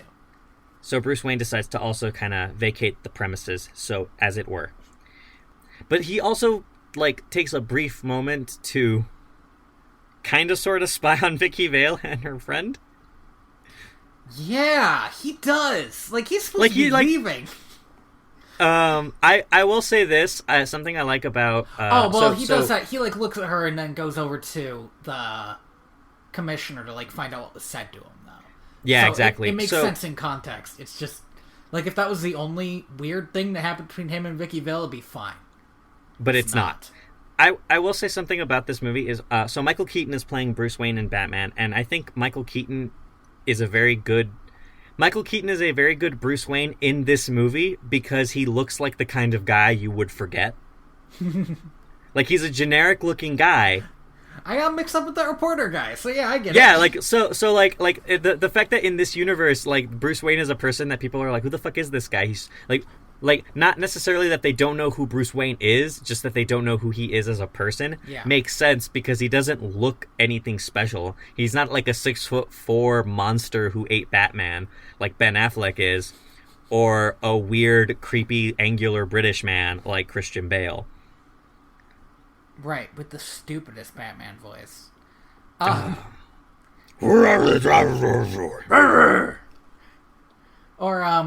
Where's Horatio? I'm gonna be real with you, Tony. I'm charmed by Christian Bale's performance as Batman. that is too bad. If only because I think, like everybody else, I really loved his Batman until I realized I hated it. I think me and a lot of other people are similar in that. I think I disliked him initially, and over time grew to enjoy his performance. Okay. And I think I can say sort of the same about Michael Keaton's performance. He's not great, but I feel like a lot of my problems with him come from the script. Oh, it's a bad script. It is not favorable, especially like now. Ugh. So, Right, we go to the Axis Chemicals. Is it Axis guy? I thought it was Ace Chemicals. Yeah, right? Axis Chemicals? Fucking so many weird things are changed in this movie for no reason. So, not Bullock. Eckhart. He tells all his cops to kill, these mobsters. Shoot to kill. Yes, and then oh my god, I can't remember his name now. Commissioner Gordon. Name. Yeah, Gordon shows up, and he says, "We're not killing them. Take him alive. He has information on Grisham." So then Eckhart sneaks away. Like, oh shit, nobody else is gonna do it. I will say I really like this Commissioner Gordon. Here's what I don't like about this Commissioner Gordon. After this scene, he's gone until the end of the movie. Yeah, but like was really the scenes he weird to is me. in, the scenes he is in are really good. The actor playing him is giving a pretty great performance, like for as little as on screen as he is. I think that like a lot of characters, that like Commissioner Gordon's importance as a person in the Batman canon was just being a thing.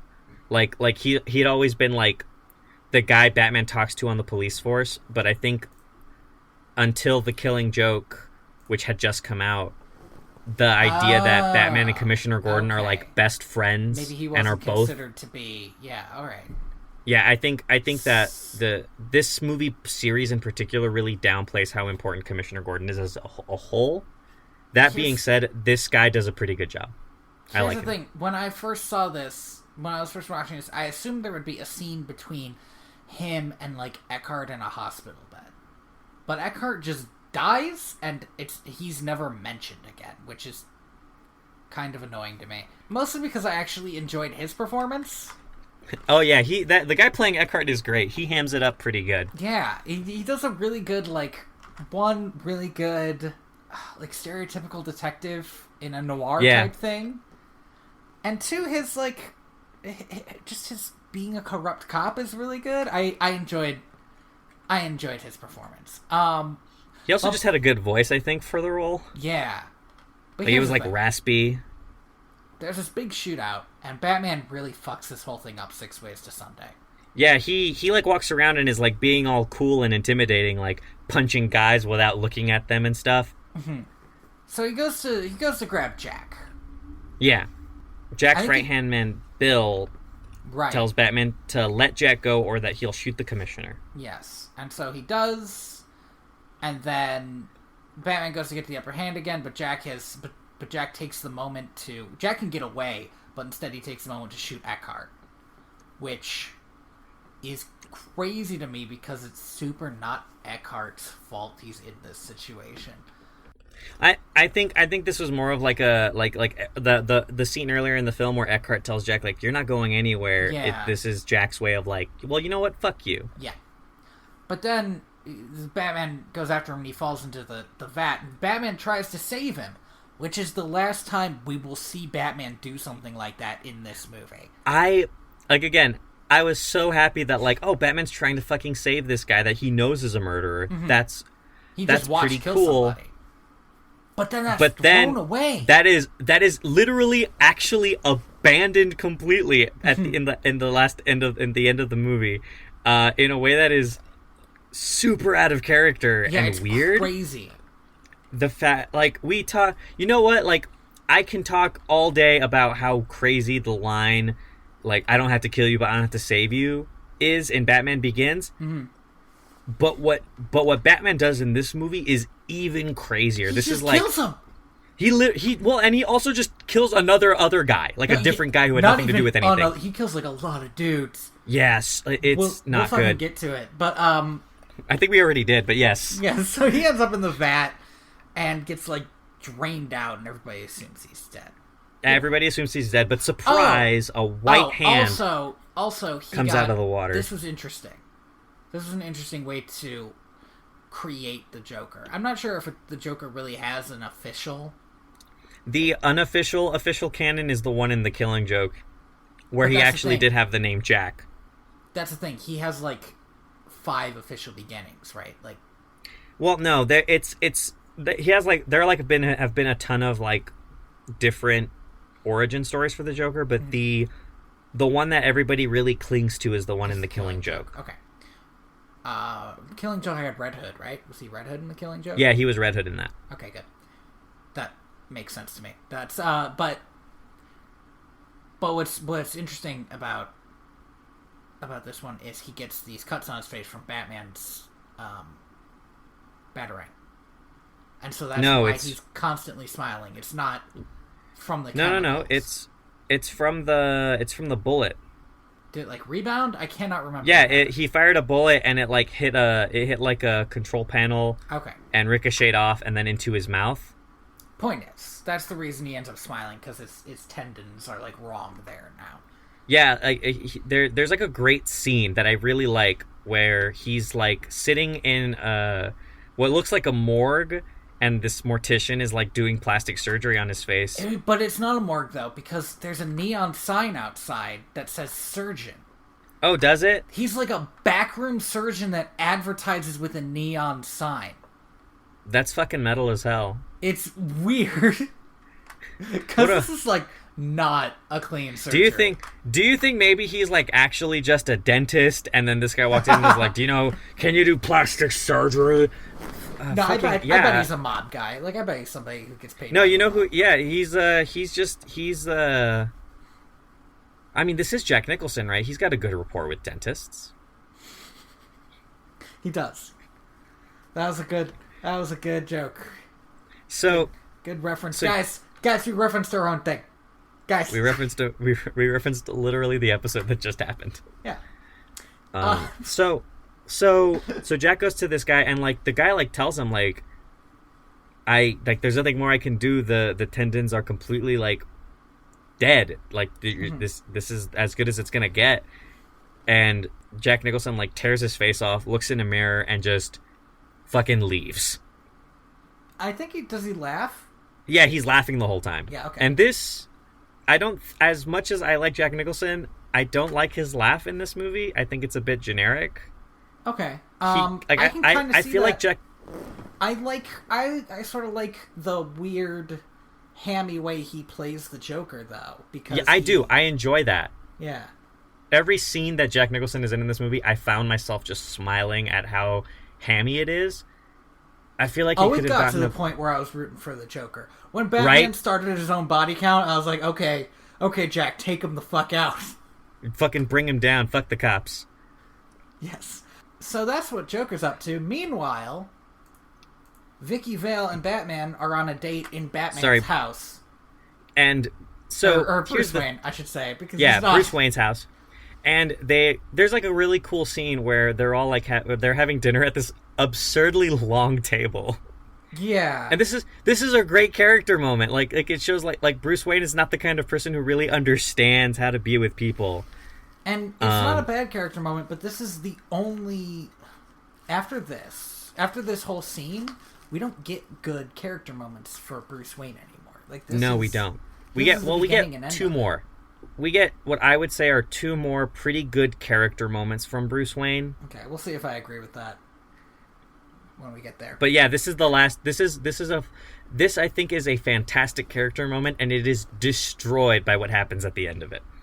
They have this scene where they're not having a good date because they're sitting like 20 feet away from each other, and they end up going and having dinner with Alfred, which is nice because he got this like basically his dad thing going on, and he's telling like stories about Bruce as a kid. And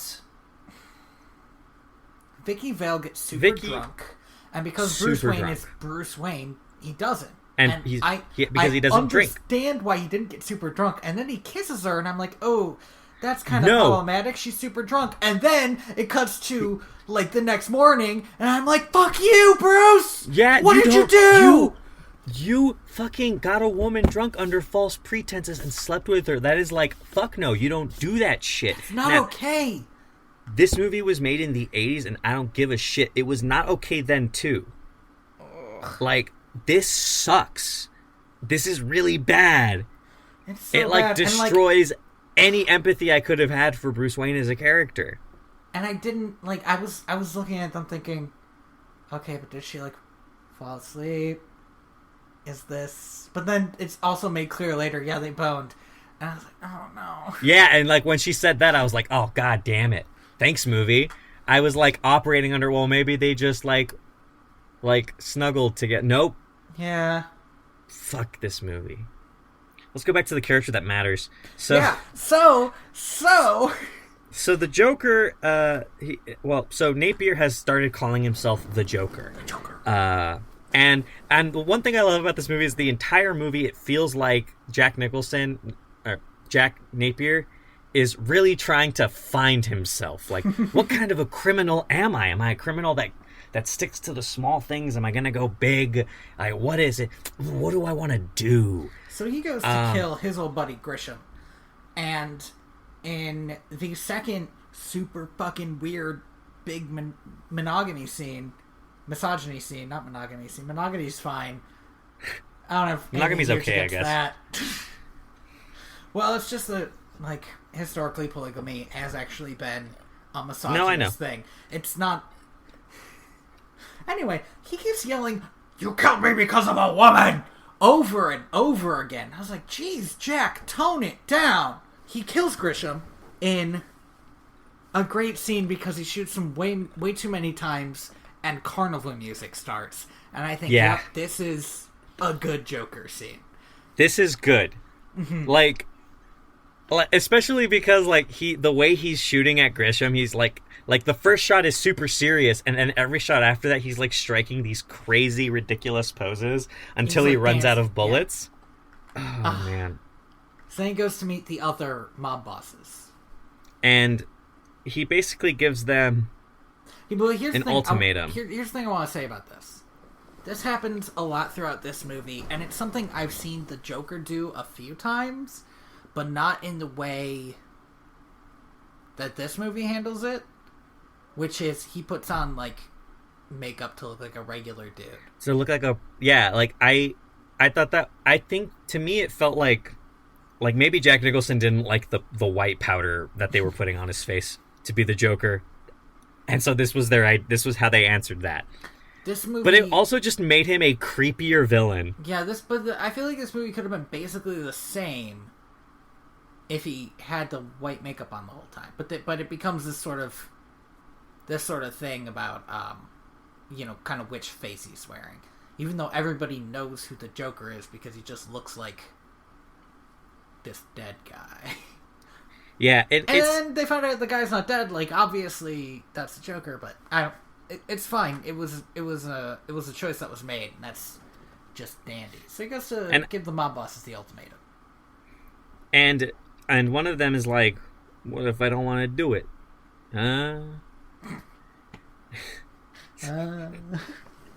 That's what mob bosses sound like, right? No, yeah, definitely. And the Joker's like, well then we're done here. Let's put her there and we'll go our separate ways. And then he melts this dude to death. Yeah, with a hand buzzer, which, okay. Later in this movie, he will say, where does he keep getting all those toys or something? All those wonderful toys. Which is a great Joker line that everybody loves. Here's the thing, though. He has way more toys than Batman does. And where does he keep getting them? Because how does he just have a buzzer that melts a dude? Where did he get that? Later, he gets his hands on, like, CIA war criminal chemicals. Like obviously he knows a guy. Yeah, and then it's, like, established that he's good at chemicals somehow. Like, because he was the guy running Axis. Yeah, and I feel like in the comics, the Joker gas is made from his blood. Yeah. And I would have liked for that to still be in there, because then that would explain why only the Joker has Joker gas. But it doesn't. And that's not the biggest deal with this movie. So there's like a brief kind of... So now we're in the second act of the movie. And the second act of the movie is kind of dedicated to this, like, montage sort of like scenes where the Joker is, like, trying to make his presence known, and Batman foils him, and there's like this here's the thing. Subplot. Okay, I want to mention something real quick, because it's my next note, and it really bothered me. Yeah. It's something that we kind of talked about earlier. Vicky goes to... What's his name? I can't remember anybody's name in this movie. But Vicky goes... Yeah, probably. Vicky goes to what's his name, and, like, asks about Bruce Wayne. Like, what do people know about him? And he says there's no histories on Bruce Wayne.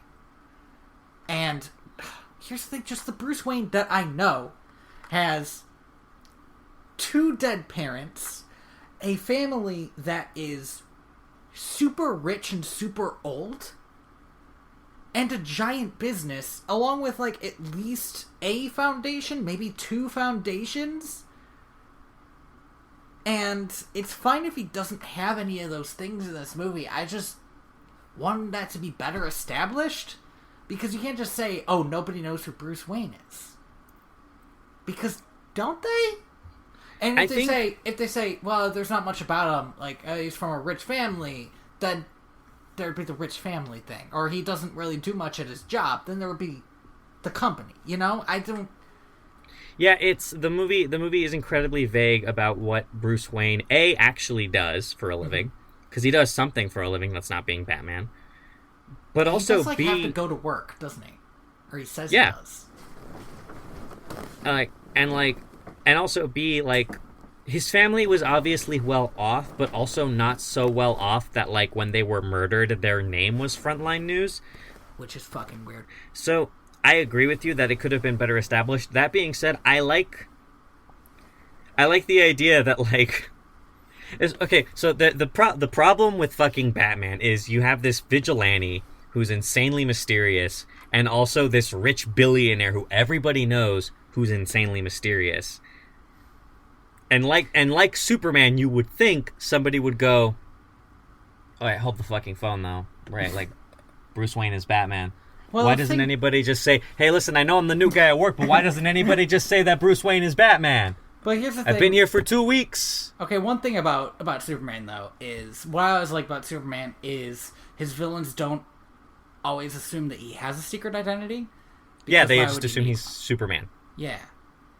Because he shows his face all the time. The thing about Batman is I enjoy, in the animated series, I always enjoyed, whenever Bruce Wayne was in a tough situation, he'd have to, dive under a table. He'd have to, use other people as shields. He'd have to be the most scared guy in the room. I always enjoyed how, if he's ever at home during the daytime, he has to have, paid a hooker to be in his bed or something. That didn't happen in the animated series. It happened in one of the movie spin-offs or something. That happened in the Batman Begins. Shit like this where he's trying to, he knows he's a big deal and he needs to make sure that nobody else puts this together. But that's the problem, right? Is people still don't know anything about Bruce Wayne in these in the animated series and in this universe, other than he has a lot of money and runs these foundations, right? It wouldn't take a lot. Well, what do you really know about rich people? That's what I know about Bill Gates. Do you think Bill Gates is Batman? Yeah, Bill, he could be. Fucking, I don't know. Bill Gates pours millions of dollars into lasers that kill mosquitoes, man. Fuck. Somebody has to, if I lived in a town that had an eccentric billionaire and also a dude who dressed up as a bat and punched poor people at night, I would eventually be like, "Hey, 911, listen, I know this is crazy, but I know I'm new in town. I think Bruce Wayne is Batman. Now hold up, hear me out. Click. Just check. Just tail the guy for more than a day, why don't you?" Anyway. I don't know. I like the fact that in this universe, the town has this guy who's super rich and runs these charities or these galas to fundraise for the city. Mm-hmm. And everyone's yeah, he's a fucking nobody. He's rich, but he doesn't do anything. So and of course this lame-o guy who nobody can even remember what he looks like can't be Batman because Batman's super fucking cool. Yeah. So Joker and his clown goons show up to, who do they kill? They kill another one of the mob bosses who moved in and absorbed all of the companies that Grissom owned. Yes.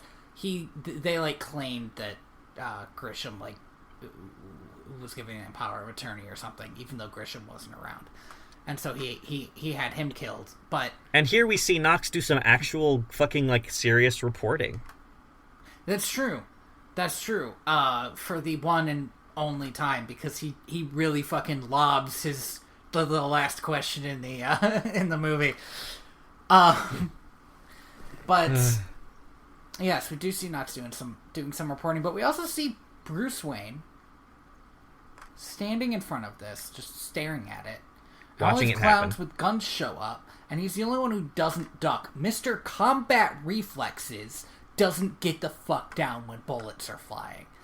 And I think he's surprised, but I he's think the there's one person who shouldn't be. There's a bit of him being like this is different. Yeah, he's like dazed Like, by it, and he makes I he, have been watches beating the up Joker leave, and the Joker like salutes him. Yeah. And this to me is cool because like this is a weird ass reaction, and Vicky Vale is like, what the fuck? Mm-hmm. What is this guy's deal? He tells me he's leaving the country. His butler tells me he's not. I follow him and he leaves fucking flowers at a street. And now he's like not ducking when bullets are flying. What the fuck is up with this dude? I don't care if there's no history on him. We're gonna find out. Alfred could really like he's charged with keeping this big secret. I would think that at any time, if I was Alfred and somebody just came up and was like, yeah, Bruce Wayne told me he was going to go, like, ride dolphins, I'd be like, that sounds like Master Wayne, all right. Yes. And just be like, Bruce, you gotta stop lying to people. Bruce is like, I'll be here. I'm going to be gone for a couple of days. I have to be out of town. And she says, okay. And like, she's fine with that. And she says goodbye to Alfred. I'll see you when you come back. He's like, oh, we're not going anywhere. We'll be here for quite a while. It's like, Alfred, what the fuck? You fucking narc. Be a guy.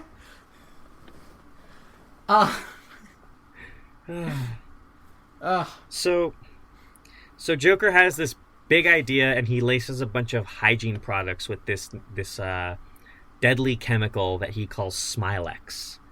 Mm-hmm. In a scene that I thought was really like again, like this is just one of the scenes where he's just hamming it up, and I was just smiling the whole time. Where he like has like a fake commercial. Oh, he got like a chef hat.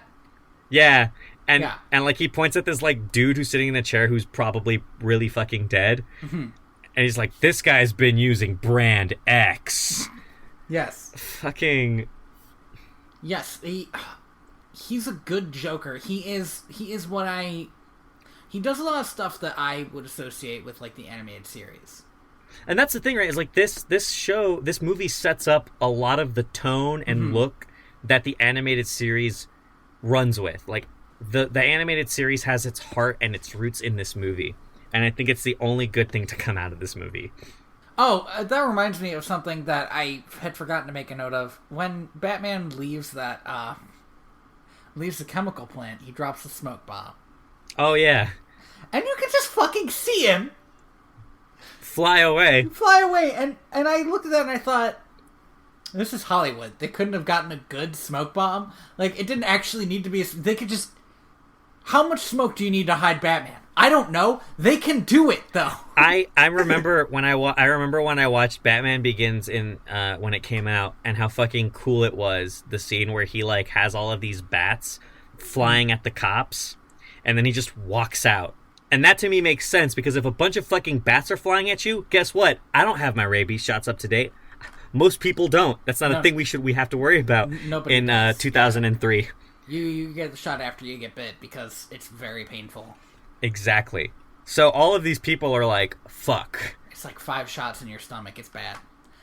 Oh, really? Did you get a rabies shot?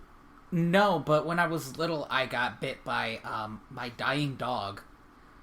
Oh, fuck. She was having a seizure. Yeah, it was rough. And like it was on my finger, so I got a tetanus shot, and we sent her in to see if she had rabies, to see if I needed a rabies shot, because the doctor said rabies shots suck, and you don't want. I don't want to put your child through that. Yeah. Oh, I do like this next bit. Mm-hmm. When all of the news reporters visibly stop wearing makeup. Yeah, it's funny. That's really good. Still brush their hair, but like they're not using toothpaste or makeup anymore or hair gel because they don't know what's poisoned. They just know that he has poisoned a bunch of different beauty products. Yeah, and this entire time the mayor's still like on Harvey Dent's back, like fucking like, get this to stop. I want like the festival's gonna go on no matter what. Yeah. And Harvey Dent's like, I'm doing my best. Oh, this deal's getting worse all the time. Okay. Yeah, okay. Okay. How would you rate my Billy D. Williams on a scale of 1 to 10? It was like out of 5. Like, I could hear it, damn. and then sometimes it would go into some other voice. It's hard, you know? It's hard. Yeah. Maybe it sounds better on the recording. We don't know. I don't want to toot my own horn here, but I thought it was pretty good. Kind of shifted into like just a generic New York accent, "Hey, I'm walking here" type thing. Yeah, I get you.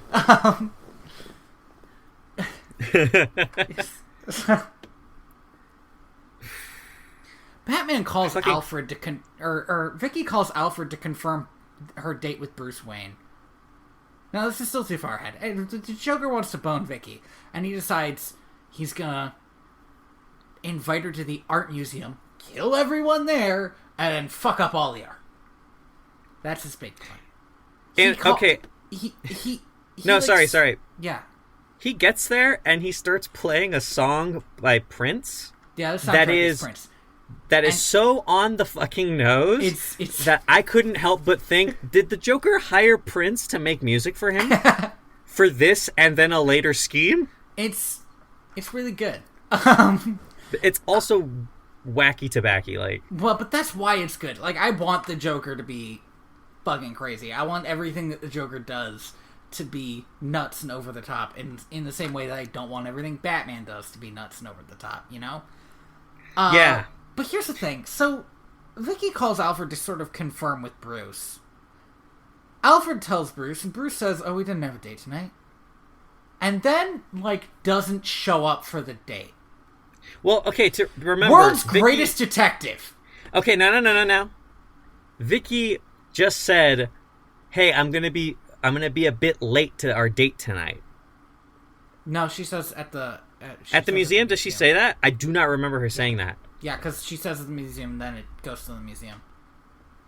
Oh, I do not remember that. Okay, never mind then. My point is moot. You're right. That's fucking insane. It's fucking insane. Like, he should definitely be at that date to find out what the hell is going on, right? And maybe he is because Batman shows up, but only after Joker has killed everyone. Maybe he was busy doing something else. He does have a day job, apparently, and this was happening in the middle of the day. I was really fucking dumb. Why don't more criminals commit crimes in the middle of the day in Gotham? I mean, according to the second Nolan movie, they do. They do, yeah. Like, because they'd rather deal with the cops than deal with Batman. Right, well, we can pay off the cops. Anyway. Yeah, exactly. So Joker's pretty good at being scary because he's having fun. Yeah. Like, when you see Joker, like, smiling and laughing, that's scary. Like, all he's doing for most of this scene is breaking art, and it's scary. Especially because there's a moment where one of the guys goes to, like, paint over painting, and he stops. He's like, no. I like this one. Yeah. And then just moves on like nothing happened. Yeah. And he goes to... Okay, so we didn't really establish this. He gasses the art museum after giving Vicky a gift of a gas mask that says, "Put this on right now." And she does, and everybody starts dying, so she's in the shit now. And she's like, "Man, this date that Bruce Wayne set up is crazy. Yeah, this is a weird I should date. break up with this guy." Joker starts hitting on Vicky. He says the line, "We're not like other people, we're artists," and Vicky Vale fucking nods. Like, I don't know what her game is. Like, she's just trying to keep him talking. she's like, yes, yeah. You know what? You're right. I get you. Oh, Joker does this really interesting thing where he calls all her... He fucking negs her. He calls all of her photos crap until he gets to the pictures of the people who died in this war that she covered. Again, that was kind of interesting, and I don't want to say it exactly fleshes out his character, because I know his character, but it was good. It was just a good little bit. Yeah. So this happens for a while. At some point, he brings out his girlfriend. Oh my god! And this is the creepiest part, because we see her earlier, and she's wearing this, like, sleeping makeup mask. And this, to me, is the creepiest fucking thing in this movie. Is this woman who, for all intents and purposes, did nothing wrong except date criminals. But that's not really on her. Well, it's partially on her. She definitely could have broken up with these criminals. Yeah, she definitely could have. Maybe not. Yeah, I was going to say, actually, let's not. We cannot put this on her. Yeah. Yeah, you know what? Like, no, this is none of what has happened is her fault. And her story, which is not touched upon, is fucking tragic. And that's the thing it adds more to the Joker at the cost of taking this name, almost not nameless, like she has a name, but like this like non-character woman. Yeah. Like this non-character woman and destroying her life because it like comes out that like the Joker like fucking acided her face threw acid at her fucking face to like make her look like him, which that to me is like that's terrifying. That's terrifying. Although I think the most terrifying thing happens later when he casually talks about how either he offed her or she offed herself, and it's not quite clear. He says she committed suicide, but he says she threw herself out a window. Right. So it's not really clear. But in like a sing-songy way, yeah. Yeah. Who did the throwing? And because he says you can't make an omelet without breaking a few eggs. Yeah. And again, she dies off camera. It's fucking gross. I hate this movie so much. This movie has so many problems, and like again, like the and we'll talk about this a bit more later. But like this movie's enduring legacy, I think, is all of the things it inspired. Yeah, that's the thing. Like there are things in this movie that work for me for Joker or for Batman or just for this world. But it's all wrapped around this shitty script. Yeah. It's like taking a rotten apple and dipping it in caramel and saying, here's some caramel. You get the caramel and you get a rotten apple. And the caramel's good, but fucking nobody wants to eat a squishy apple. Pause. Super proud of that metaphor. Okay. Let's go on. It was really good. I'm really happy with it. Yeah. Fucking for sure, man. So, Batman finally shows up. Finally. After he didn't make it to the date, after Joker killed everybody, after I think he was about to maim Vicky somehow, Batman shows up. Oh, no. We missed it. So, Joker does this entire scene wearing his human makeup, and at some point, Vicky throws water at his face. Oh, yes. And he starts, like, yelling, like, I'm melting. I'm, like, doing the whole, like, Wizard of Oz bit. Yeah. My favorite part about that scene is Vicky starts consoling him. Yeah. Well, she doesn't. And I was like, whoa, that's cool. That's a good character moment. And the movie does nothing with it. Mm-hmm. But the best part is, like, when you see the Joker, you see, like, flesh-colored paint falling through his hands. Yeah.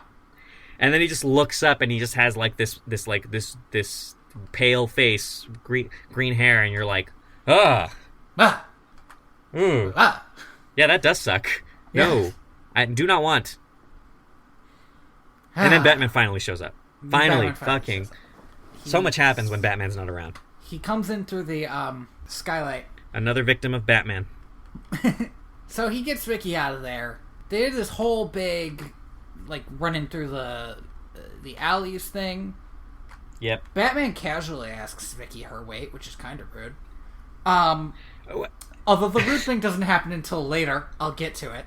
I don't think it's rude. I mean, like, he's doing some physics in his head. Right. And so he uses his, like, automatic rope thing to try to pull them both up, and turns out she's heavier than she said by, like, yeah, she said she was 100 pounds, and I was like, you're not fucking 100 pounds. I used to be 100 pounds. You are not 100 pounds. And so he drops from the thing, and she goes up, so she's safe. He fights this dude with a sword, and occasionally, like, people show up in this movie that are specialists.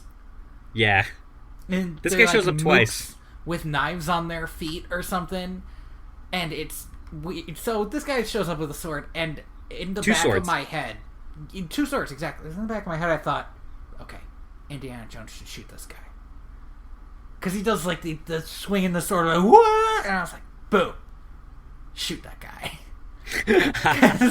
And then Batman just pulls out a gun and kills him. Yeah. Which, honestly, I would feel okay with in this movie. It wouldn't be very often in this movie, because he kind of does that later. Yeah. So, then Batman casually body shames Vicky Vale. Well, no. For, like, there's this big old fight scene...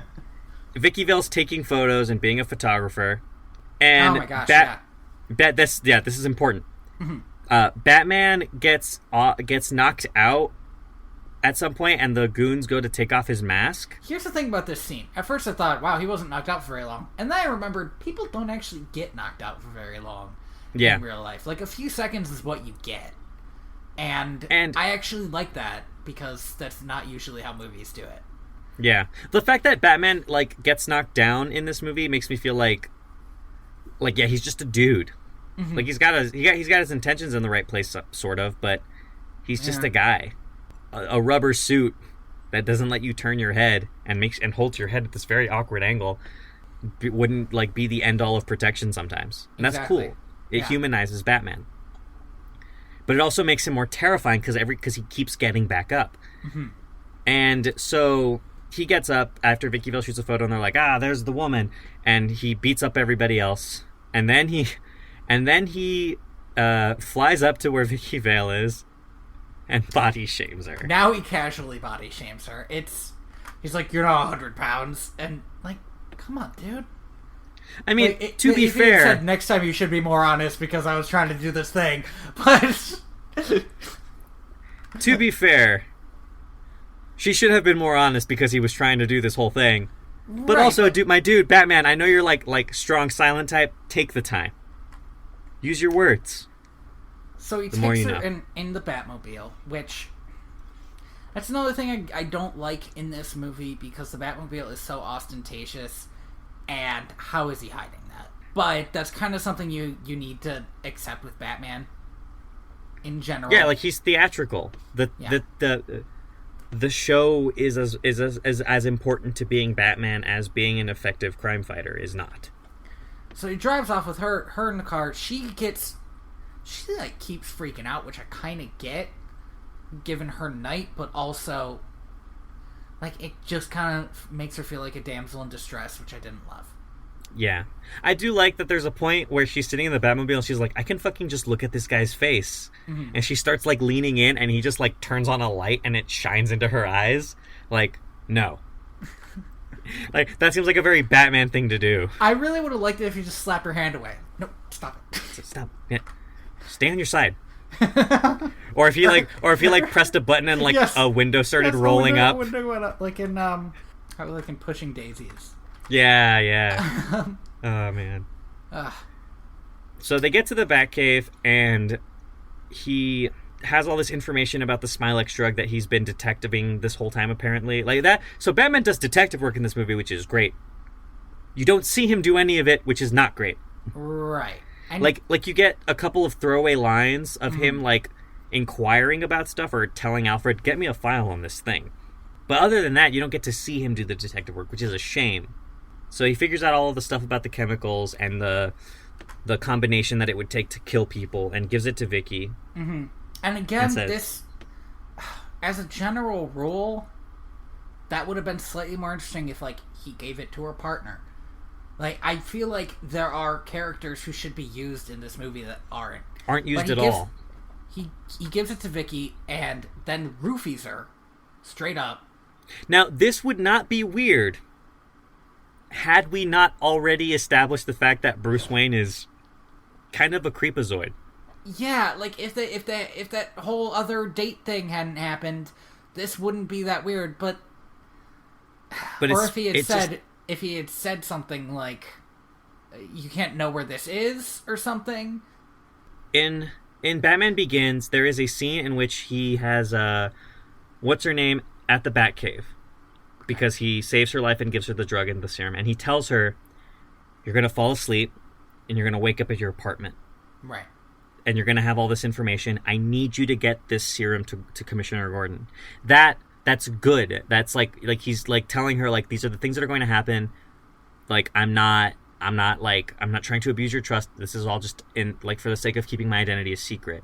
Right. And this Batman just fucking, like, flaps his cape up and she wakes up at her house. Yeah, here's the thing. It's rough it can be a hard needle to thread when you're talking about a guy who is supposed to be, like, silent and secret. Yeah. But you shouldn't have roofied her. Also, we know that he felt inside her dress because that's where she put the film. And that's why he knocked her out, was because he knew that she had film of him. Right. But he could have just fucking said, oh, but before you leave, come on, hand over the film. Right. So Vicky, as we've said before, is taking a goddamn beating in this movie. It is not great. And then, when this happened, I was kind of surprised, but then I thought, I shouldn't be, and neither should Batman. Well, no, Bruce shows up first. Yeah. So Bruce kind of visits. He's convinced by Alfred that maybe he should tell Vicky the truth. Right. Alfred's like, listen, Bruce, you can't just like straight up roofie girls and carry them to their house. I raised you terribly. I've not been doing a great job, Master Bruce, but perhaps you should tell this woman the truth. This next scene I genuinely like because Bruce is terrible at telling people his secret identity. He's really funny, fucking bad. But he also shoves her. True, and that sucks. The scene is set up that like Bruce goes to visit her. She's really mad at him because he's been lying to her and he's been weird and secret. And he's like, let me talk to you about this. Please let me talk to you about this. And she starts kind of going off at him, and he like pushes her into a chair. Right. It's not like violent. You know, it's an almost intimate scene. But the thing is, if you have somebody shoving another person, then the threat of violence is always there. And we know Bruce is a violent guy. Because he's Batman, but also he's been like kind of a creep this whole movie. Yeah. It like again, like this is a good character moment, but it's all weighed down by all this extra bullshit. He tries to tell her he's Batman. He is comically bad at it. And this is where I love Michael Keaton. Like to me, this is Michael Keaton is shining in this scene because he's like out of his element, and then she leaves, and he just mouths out, "I'm Batman." Yeah, it's not that hard. That's not that hard. Why couldn't I do it? And then Joker shows up, which, you know what, Batman should have seen coming. Yeah, like honestly, they both should have realized that this could happen. Put her back at her house. In fact, if there had been a scene where, I don't know, Batman sprayed her with the knockout stuff, drove her around, and then parked in front of Wayne Manor and said, "You'll be safe here," that would have been pretty interesting. But instead, she's in her apartment, which both Joker and Batman and Bruce Wayne comment on this, but it's a really nice apartment. Yeah, it's really spacious. Big windows. For like a big city. I guess she's a big reporter, though. She's won a Pulitzer or something, hasn't she? Yeah, I think something's mentioned that she won like a prize for her war photography. So this next scene is weird. This next scene is great when the Joker's there, but the having the Joker and Bruce Wayne together after that scene is weird. So the Joker shows up and reminding us that that this is his movie. Yeah. Hey, I still exist. This is where we get that Billy weird. D's not Two-Face quite yet. Yeah, Billy D. Williams is still black, which is good. It really fucking bothered me as a kid. It really fucking bothered me as a kid. Like, it made no sense to me. Like, you can't just throw acid on somebody's face and make them white. Well, I don't think that's what happens. I know that for a fact. No, that's what happens. Wait, Billy... He's Billy D. Williams at the beginning of the movie. Oh, no. Oh, no. Yeah. Oh, no. Oh, no. It's really bad. It's really bad. What? Yeah. Oh, no, no. No, no, no. That's... No. This is Batman Forever? Okay. Batman movies, man. Oh, wait, sorry. I'm going to clarify. So, okay, apparently Billy D. Williams wasn't Harvey Dent in this movie. I think I just watched this movie and the previous movie back to back. Okay, good. Yes. Because, so Batman Forever, which is the one that has the Riddler in it, and Batman Returns, which is the one with the Penguin in it, get blurred in my mind for some reason. I think it's because I watched them back to back. Okay. Still bad, though. Yes, bad man. Bad man. These are the jokes. These are what you come here for, I assume. I hope not. Maybe you come to hear us talk about how mistreated women are in Hollywood. Because, hey, we're here. You can go to better sources for that, though, and I highly recommend you read first-hand accounts, though. No, I mean, that's not what I mean. I mean, like, specifically how the characters are. Yeah, in this movie. Not women. Because we're not qualified. We're super not qualified to We're the talk least about. qualified. But we can still be mad about it. There are people less qualified than And us, we are but mad just about not it. Qualified. A dog would be less qualified, probably. I guess it depends. I don't know what that dog's life is. I don't know. Maybe dog? Yeah, I don't know. We didn't clarify. That's a good point. Maybe a tree? Look, we don't need to find people less qualified than us. That's We're pretty low on the totem pole. that's asking for trouble. So, Bruce Wayne does a Back to the Future 3 yeah, where he straight up, that's exactly what happens. Yeah, where he puts a silver platter that again Vicky has. She just moved out here. Seriously. Her apartment should be like not this nice. He just puts it in his shirt and has Joker shoot him. I really like Joker's gun in this scene because it's tiny. It looks like something that shoots 2 shots.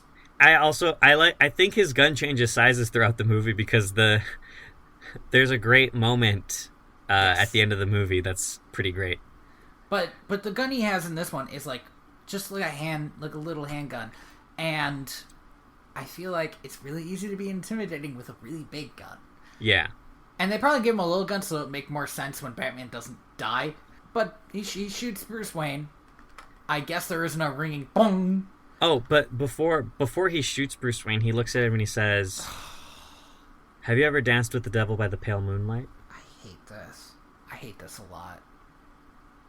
I hate it because there was a big setup that they do not capitalize on. Here's what I hate. You know what this reminds me of? It reminds me of Spider-Man 3. A movie that I like. Did you like Sandman in Spider-Man 3? I did. I think Sandman was the only good villain in Spider-Man 3, and that Green Goblin, while interesting, Venom, was lacking. If it's a movie that has Venom in it, you should be able to like him. Yeah, but this Venom fucking sucked. That's the thing, he does. It's not important. I don't actually want to talk about Spider-Man 3. I just want to talk about God, I want you to kill Peter Parker.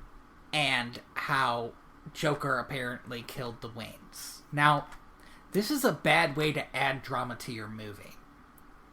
To, like, retroactively make it so that a threat here secretly made you who you are. I hate it a lot. I understand that you hate it. I think this movie does do it pretty well because the movie does have, like, you get to a point in the movie where the mystery is what happened to Bruce Wayne when he was a kid. And this to me really shows us. Everybody knows. Well, but that's the thing, right? Is I think this really shows how for granted we take our relationship to Batman as a character. Like, he wasn't always a permeating icon. Like, this was the first big superhero movie since the original Superman movies, and like, who really knew who Batman was other than kids? And not only that, but like, this movie had a massive marketing campaign. So they were trying to get people who didn't know anything about Batman into these seats.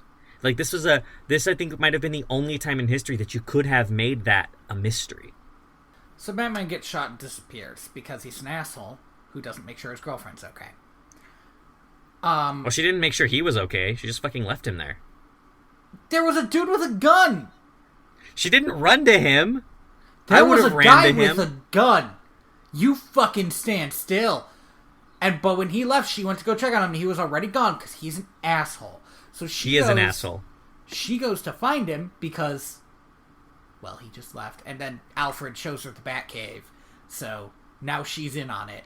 And she tells Batman she loves him, and I don't believe it. No, I don't either. It is very not good. It is... Like, this actress does a great job, but this scene and a later scene are delivered in a way that made me feel uncomfortable. She would need to be really fucking good to make me believe that she loves Bruce Wayne at this point. Fucking one of my favorite things in Batman Begins is when what's her name tells Batman she doesn't love him. I was like, fuck yeah. Because nobody loves Batman. He's crazy. And dangerous. Oh. Yes, he is those things. They canceled the Bicentennial. The Bicentennial? Yeah, they cancel the Bicentennial Festival, but the Joker hijacks the airwaves. And he says he's going to give away $2 million. I think so. $100 million. No, it was two. I think yeah, a lot of money. He's going to give away $2 million at the Bicentennial that they're definitely having, and everybody's got to be there. It's going to be so great. It's definitely not a trap. It's definitely not a scheme to commit more mass murder. Spoiler alert. This. Here's the thing. I understand where Joker's coming from. The build-up for him to be like, "You love me, not Batman," is like kind of weird because, like, these people, he's been terrorizing these people. I feel like there's no turnaround that quick. Well, okay, so there is something that should, like, I did get, kind of. I've been watching, so I watched one of the George Romero zombie movies, and something that this reminded me of is the fact that, like, Gotham City obviously has a big class problem, where people like the mayor and all of the people at Bruce Wayne's party are obviously living the good life, but it seems like literally everyone else in Gotham City is having a shitty time. Like, this city sucks. And it obviously, because the mayor can't even bring businesses into this festival. So, in the meantime, before the festival actually starts, Batman drives his car into the thing where they make all the Joker shit, drops a bomb from his car, and explodes the factory and all of the regular-ass people who were in the factory. Some of them probably just factory workers. Lots of them had guns. But he kills them all. They're all this dead is... now. Yep. Batman, that committed a war crime. Like... Yeah, this is a fucking weird endgame for Batman. Now, this is the point in a regular Batman story where the cops would get involved. Where Batman would say... And here's the thing. Where Batman would say, I am out of my league and I need help, so I am going to work with the police force. Here's the thing. The cops don't show up until after the Joker's big show. But he announced his big show. The cops should be there in droves to kill the Joker. Or to arrest the Joker if they're not feeling that punchy quite yet. Like, after Commissioner Gordon's, like, one good scene with Eckhart, he's gone. He hasn't come back yet. Mm-hmm. So after Batman commits mass murder, he in a scene that again is just tonally really weird. It kind of just happens for no reason too. Yeah. Like, there's no setup for it. There's no scene of him looking at Alfred like, first I need to destroy the chemical plant. It's his FOB. His FOB. Yeah, forward operating base. Sorry, I've been playing a lot of games. Yeah, but like there's no establishment for him blowing up this chemical factory. He just does it for no reason. Does it.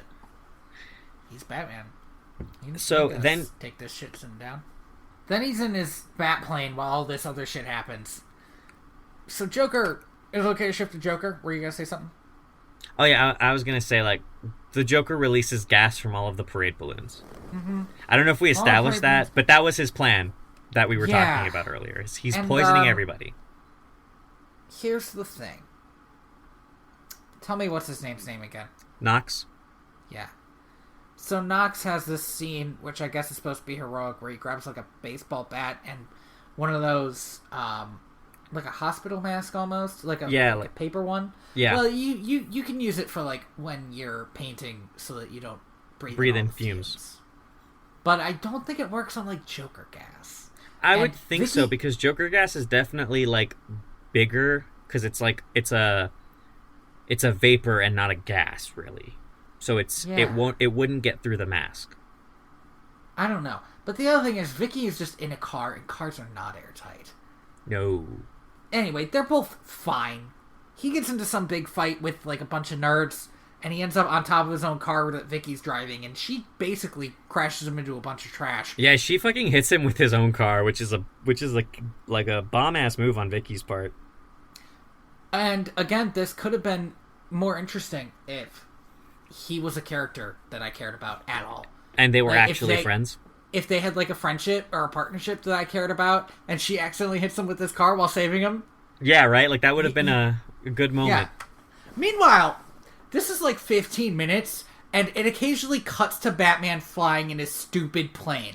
And it goes on for so long that I actually said out loud, I fucking get it, fight the Joker.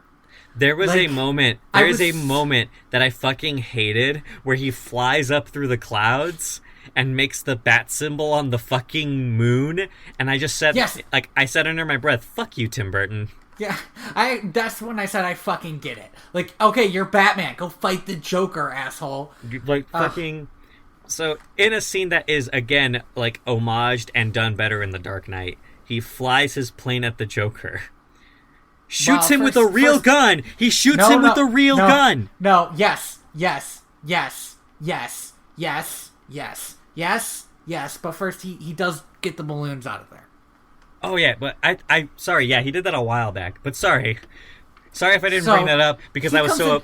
He shoots a Joker with a fucking real-ass gun! Here's the thing, he shoots guns, he shoots missiles. And he does it poorly. And it was at this point where the Joker is not being riddled with bullets, but he's almost being riddled with bullets and shit's exploding around him, that I was suddenly on the Joker's side. And when the Joker pulls out this giant cartoon-ass gun that shoots down a plane that couldn't shoot him down, I was like, fucking yes. Nice. You go. He killed a plane with a novelty gun when the plane couldn't kill him. Batman, you fucking blow. Then he goes and he grabs Vicky, and he starts and because he's fucking crazy, he decides he's going to marry her, and calls all of his guys to the cathedral. To the cathedral, and they're going to the top of the cathedral. And a cathedral's a good place for a Batman fight. I really like this scene, because at the beginning of this scene, the Joker called a helicopter. He's like, I want a helicopter. I want to ride here in 10 minutes. And anytime a movie gives me a time limit, I'm always counting those seconds, because, and so often it's like, the bomb's going to go off in 3 minutes, and then 15 minutes pass before the bomb goes off, or whatever. This next scene plays out in real time, and I love it. That's interesting. It's fantastic. It's like the only good action scene in this movie, except for the fact that Batman kills a couple of people. Yeah, But in terms of the pacing, is pretty cool. In this scene, Joker kills fewer people than the Batman does. I don't think Joker kills anybody, and there are like random cops around that he could be killing. And he almost does, but the thing is he doesn't, and Batman is just offing guys like it's nothing, like throwing them off of stuff so that they land and die, throwing them off a building. It's nasty. It's real whack. Like, so and the entire time that this fight scene is like, okay, Batman is super fucked up from the plane crash, but who cares? I also want to ask something. Where did these minions come from? How did they get here? Because Joker went up the stairs, then Batman went up the stairs, and they were like already there. They must have. I think they must have just like looked at the cathedral and been like, let's wait up there. That's where we're ending up. We know. Yeah.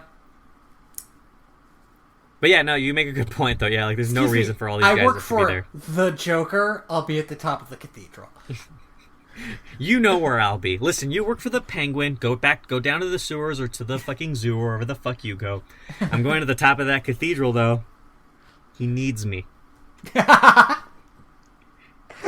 be killed by Batman. So I don't know how they got there, but they end up dead. Yeah, all of them are dead. The entire time that this is happening, Joker is dancing with like I was super worried, because I hadn't seen this movie in forever. I was sitting there and I thought, maybe she's dead. Does this movie fucking kill Vicky Vale? Here's the thing about this. I don't understand what the hell she's supposed to be doing. Because she moves like she's drugged. Yeah. Right?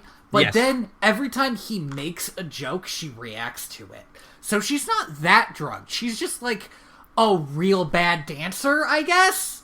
Like, there's a moment where he like points a gun at her and pulls the trigger and she screams and it's the bang gun.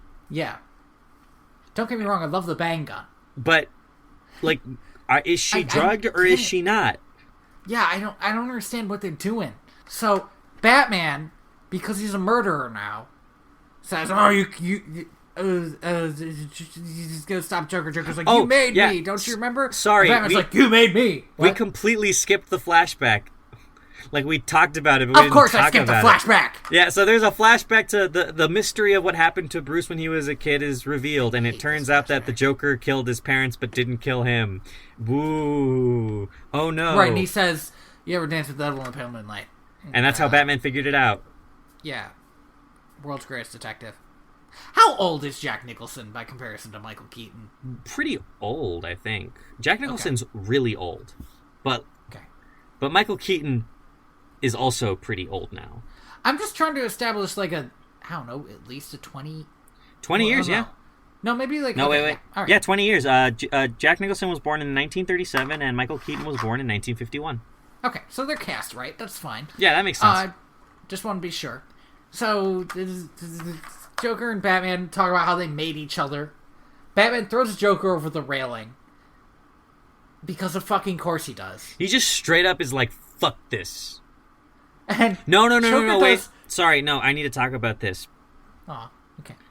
Before he does It's that, my favorite scene. Vicky Vale, in a baffling character choice, starts like wooing the Joker. Oh, sort of? yeah, she does And this like what Jasmine does in Aladdin. In Aladdin, yeah, and like it's super gross, and it doesn't really make sense because it's fucking Batman. He could just hide in the darkness anyway and surprise the Joker. It's not good. It's not a good look. Super unnecessary, and also she like kisses his clothes a lot, which is that sexy?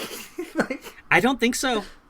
okay, because she's like kissing his outerwear, and like I get that she doesn't want to kiss the Joker. I understand get completely. That. It's just that he seems into it. Whatever. It's bad. It's a bad look. It's a bad. It's bad. Script. But my favorite fucking thing in this movie was when I was so goddamn done with Batman, the Joker pulls him over the edge. Yep. I was like, yes. Him and Vicky. I literally laughed out loud. So they're all hanging onto the edge. Joker's helicopter shows up. And Joker starts to get away. Joker's not hanging onto the edge. No, he is. Joker has climbed up. No, he's climbing up. He never quite gets there, though. No, doesn't he like kick stuff onto them? Well, he's standing on a ledge above them. Right. But he's not he's standing on a ledge above them. He's not on sure footing. Beneath him. Well, especially because he starts knocking pieces of brick off on top of him.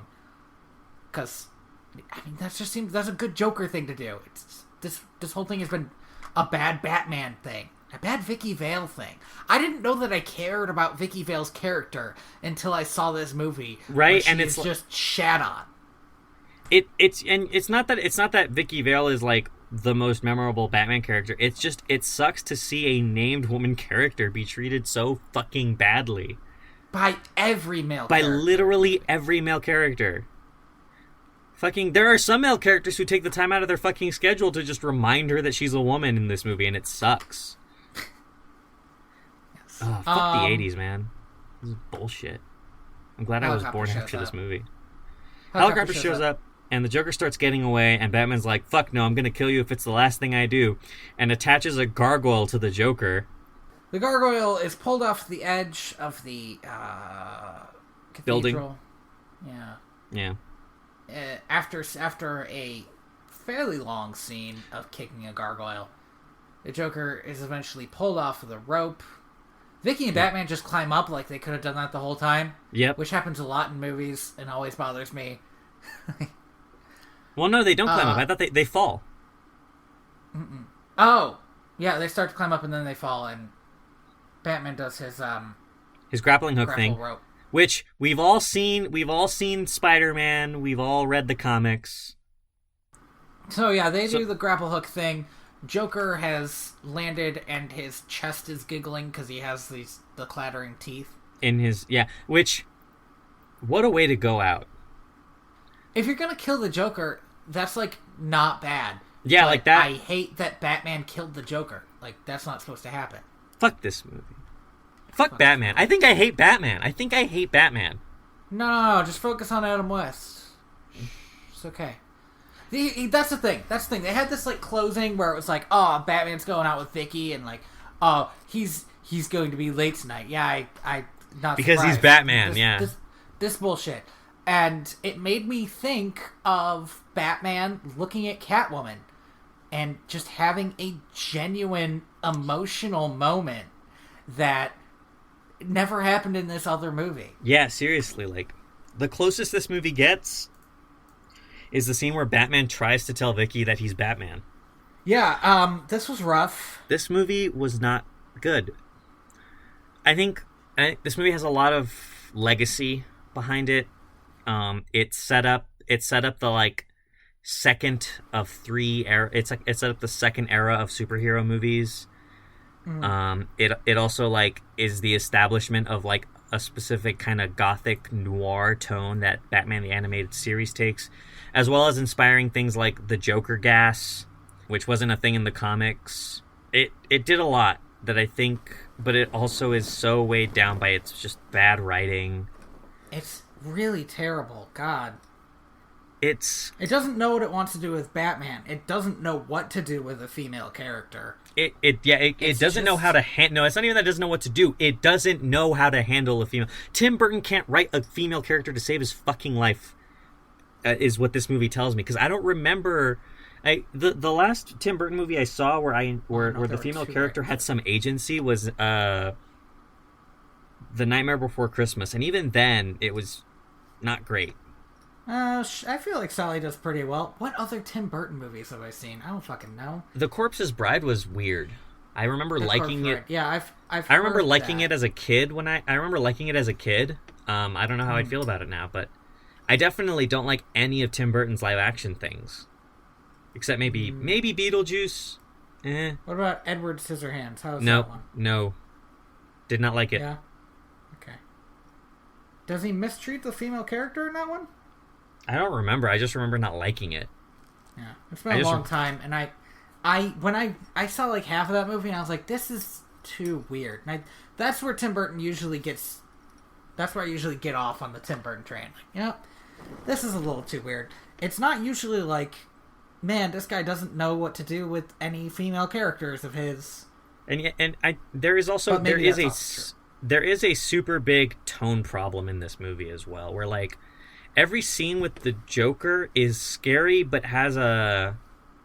It's genuinely entertaining. Yeah, though. it's entertaining and it's fun. Like there are some scenes where it feels like Jack Nicholson his performance is very dry. Like I know he could do more as an actor, but he's having a good time, and that shows. Everyone else in the film is so serious or not serious. In the case of like Knox. Mm-hmm. It just like everybody's kind of stumbling around in this like super dark smoke machine set.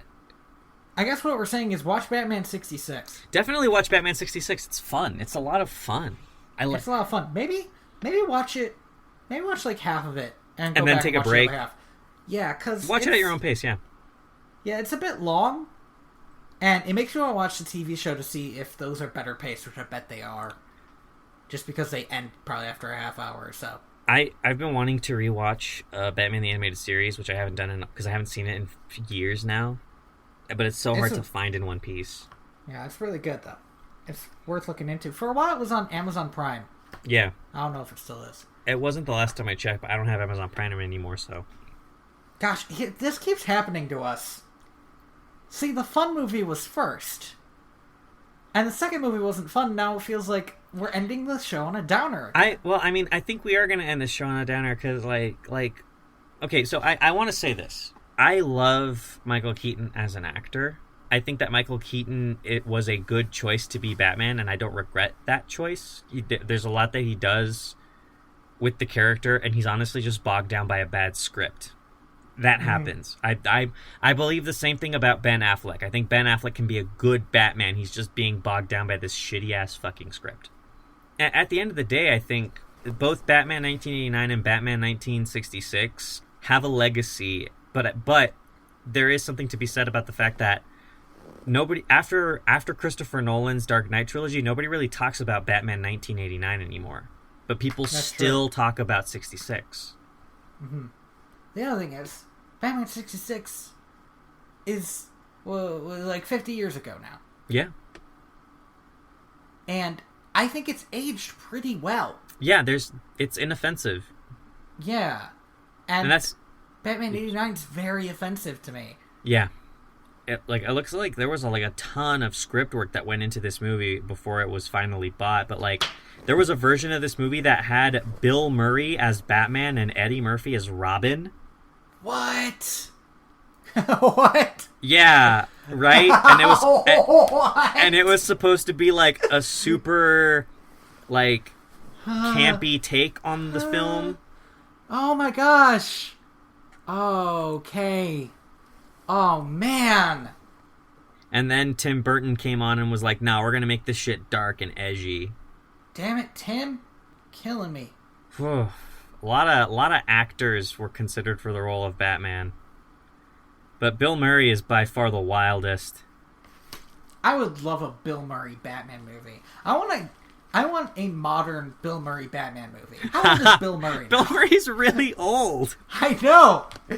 Sorry, let me check. No, I clicked the wrong name. I don't want to see fucking Charlie Sheen. Fuck that shit. Get me Bill Murray up here. Bill Murray is 67. Yes. Oh my god. Yes, get me a fucking 67-year-old Bill Murray playing Batman. Get me Eddie Murphy as Robin. He's only, what, 50? You know what? No, I would genuinely love... I would want a Batman story about Batman, like, being old. And, like, Eddie Murphy looks maybe good. Nightwing's there. And he's like, Batman, shouldn't you retire? Right? Just have Eddie Murphy show up, just not even dressed up in a costume, just like, Bruce, you're almost 70. You gotta let this go. And Bill Murray's just like, The city needs a Batman. You've had like 800 kids. You know how many Robins you had after me? I can count them. I can't count them on two hands. I can't count them on a spreadsheet. I genuinely think it's 7 or 8. Like, there's a lot of them. I think canonically it's 5 right now. I was gonna say, I think a couple of them aren't canon. Because the 2 girls aren't canon. Of course. That's some bullshit. Yeah, I know. Hey, no, that's literally some bullshit. I know. Ugh. It's a whole thing. So thank you for listening to Direct to Video. No, we're not fucking done yet. I want to be done yet. No, we're not done yet. We're not done until I say we're done. I don't want to do this anymore. No, I just have a... So, yeah, this... Oh, to go back to the movie where they just tortured a little girl in the first 10 minutes. That movie was more fun than this one. Yeah, because it went crazy in a way that fascinated me. This just made me sad. Oh, to go back to the light-hearted Wolf Quest. Wolf Quest. You want to go on a Wolf Quest? I have an idea for our next episode if you want to go on a fucking Wolf Quest. No, you picked this one, you piece of shit. And I feel bad about... we should have done 66 and Superman 70. That would have been that would have been better. We were almost going to do that. Ugh. That would have been better. Yeah. Superman 70 is fucking weird. All the Superman movies are weird. Yeah, we talked for a bit about, Adam West being a big cultural icon. For a lot of people, I think including both of us, he is Batman. Like, he just is. And it sucks that he passed away this year, but, like, I think... Yeah, we were, I guess this is, gosh. Yeah, like, it was way earlier this year. I think it was June. Yeah, it says here it was June. He lived a long life, 88. Like, holy shit. Yeah, he was working for all of it. Yeah, and he was always willing to be Batman for people. He had a good relationship with the character and with his fans, and I think his earnestness and his warmness, what was the word I used earlier? His congeniality as Batman is going to ensure that we talk about Batman 66 probably for the next 50 years. I think as much as like edgy comic book writers today want to get away from campy Batman, we never will, and we shouldn't, because it's really good. Campy Batman is, I feel like, the most real Batman. We sort of talked about that a bit. It's the Batman that feels most true. Even though, you know, the guy who blows up buildings and you know, punches his way up. I was just like, that guy's fun. But I feel like when you go home, it's Campy Batman all the way, right? Yeah. It's just ridiculous, over the top, but sort of most grounded Batman. Yeah, like comic books are at their heart like ridiculous fairy tales, and we should embrace that more. Like we didn't. I'm as much as I love the Marvel movies, I'm sick and tired of this oh, but it's gotta be like founded in realism. Like fuck that, man. Like have fun. It's okay. You can have fun and not be real. Like it's okay. It's okay to want more from your superhero movies than real. Well, my thing was always, okay, the thing you guys define as real is weird. Yeah, you're right. Yeah, like real means being shitty towards women, apparently, and killing people by grabbing their neck with your feet and throwing them down a flight of stairs. That does happen. Are we done with this podcast now? Yeah, I think we can be done now. Yes, I say we can be done now. Free me from my prison, Andy. Let's do the whole spiel. This has been direct to video. Yeah. VHS.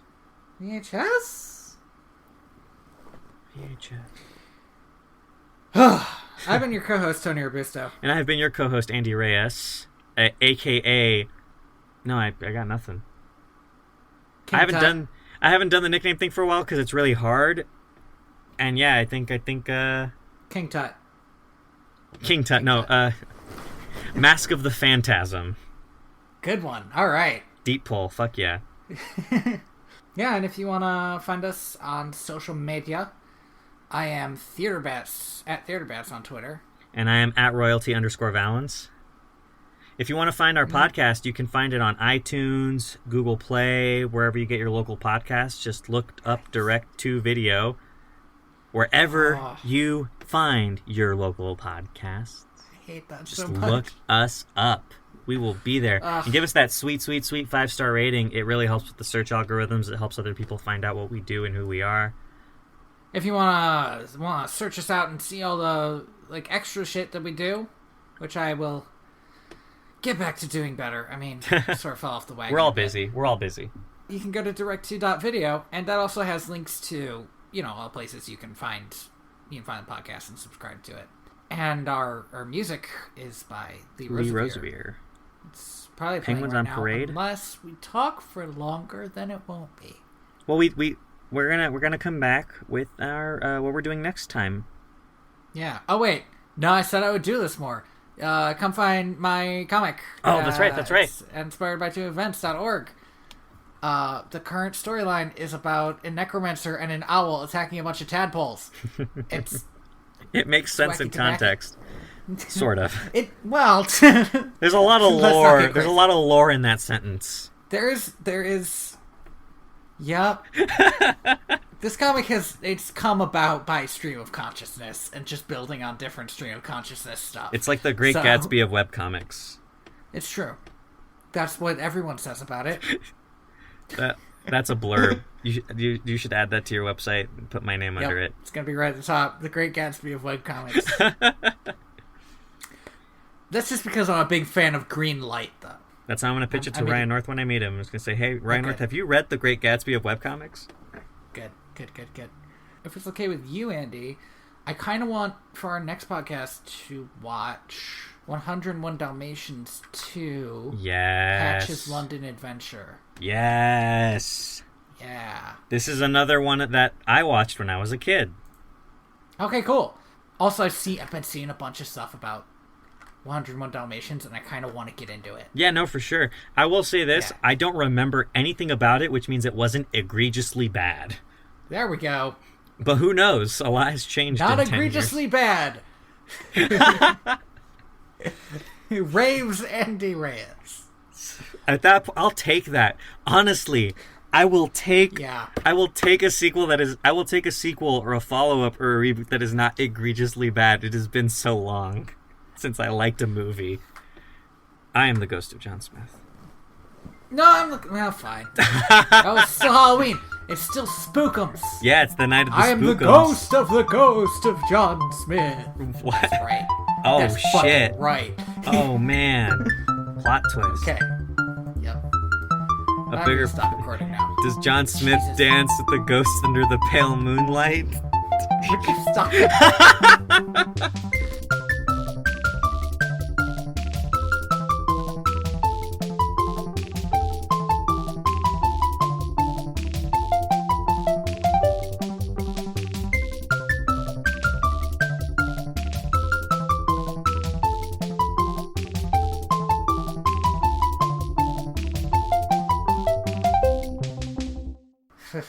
Oh, fucking... Okay. Sorry, let me give you this sentence. Yeah. In the late 1970s, Batman's popularity was waning. CBS was interested in producing a Batman in outer space film. No, I want that a lot. Fuck, wow. Gosh. Well, now I'm just mad that doesn't exist. Here we are. Could you imagine Adam West in space?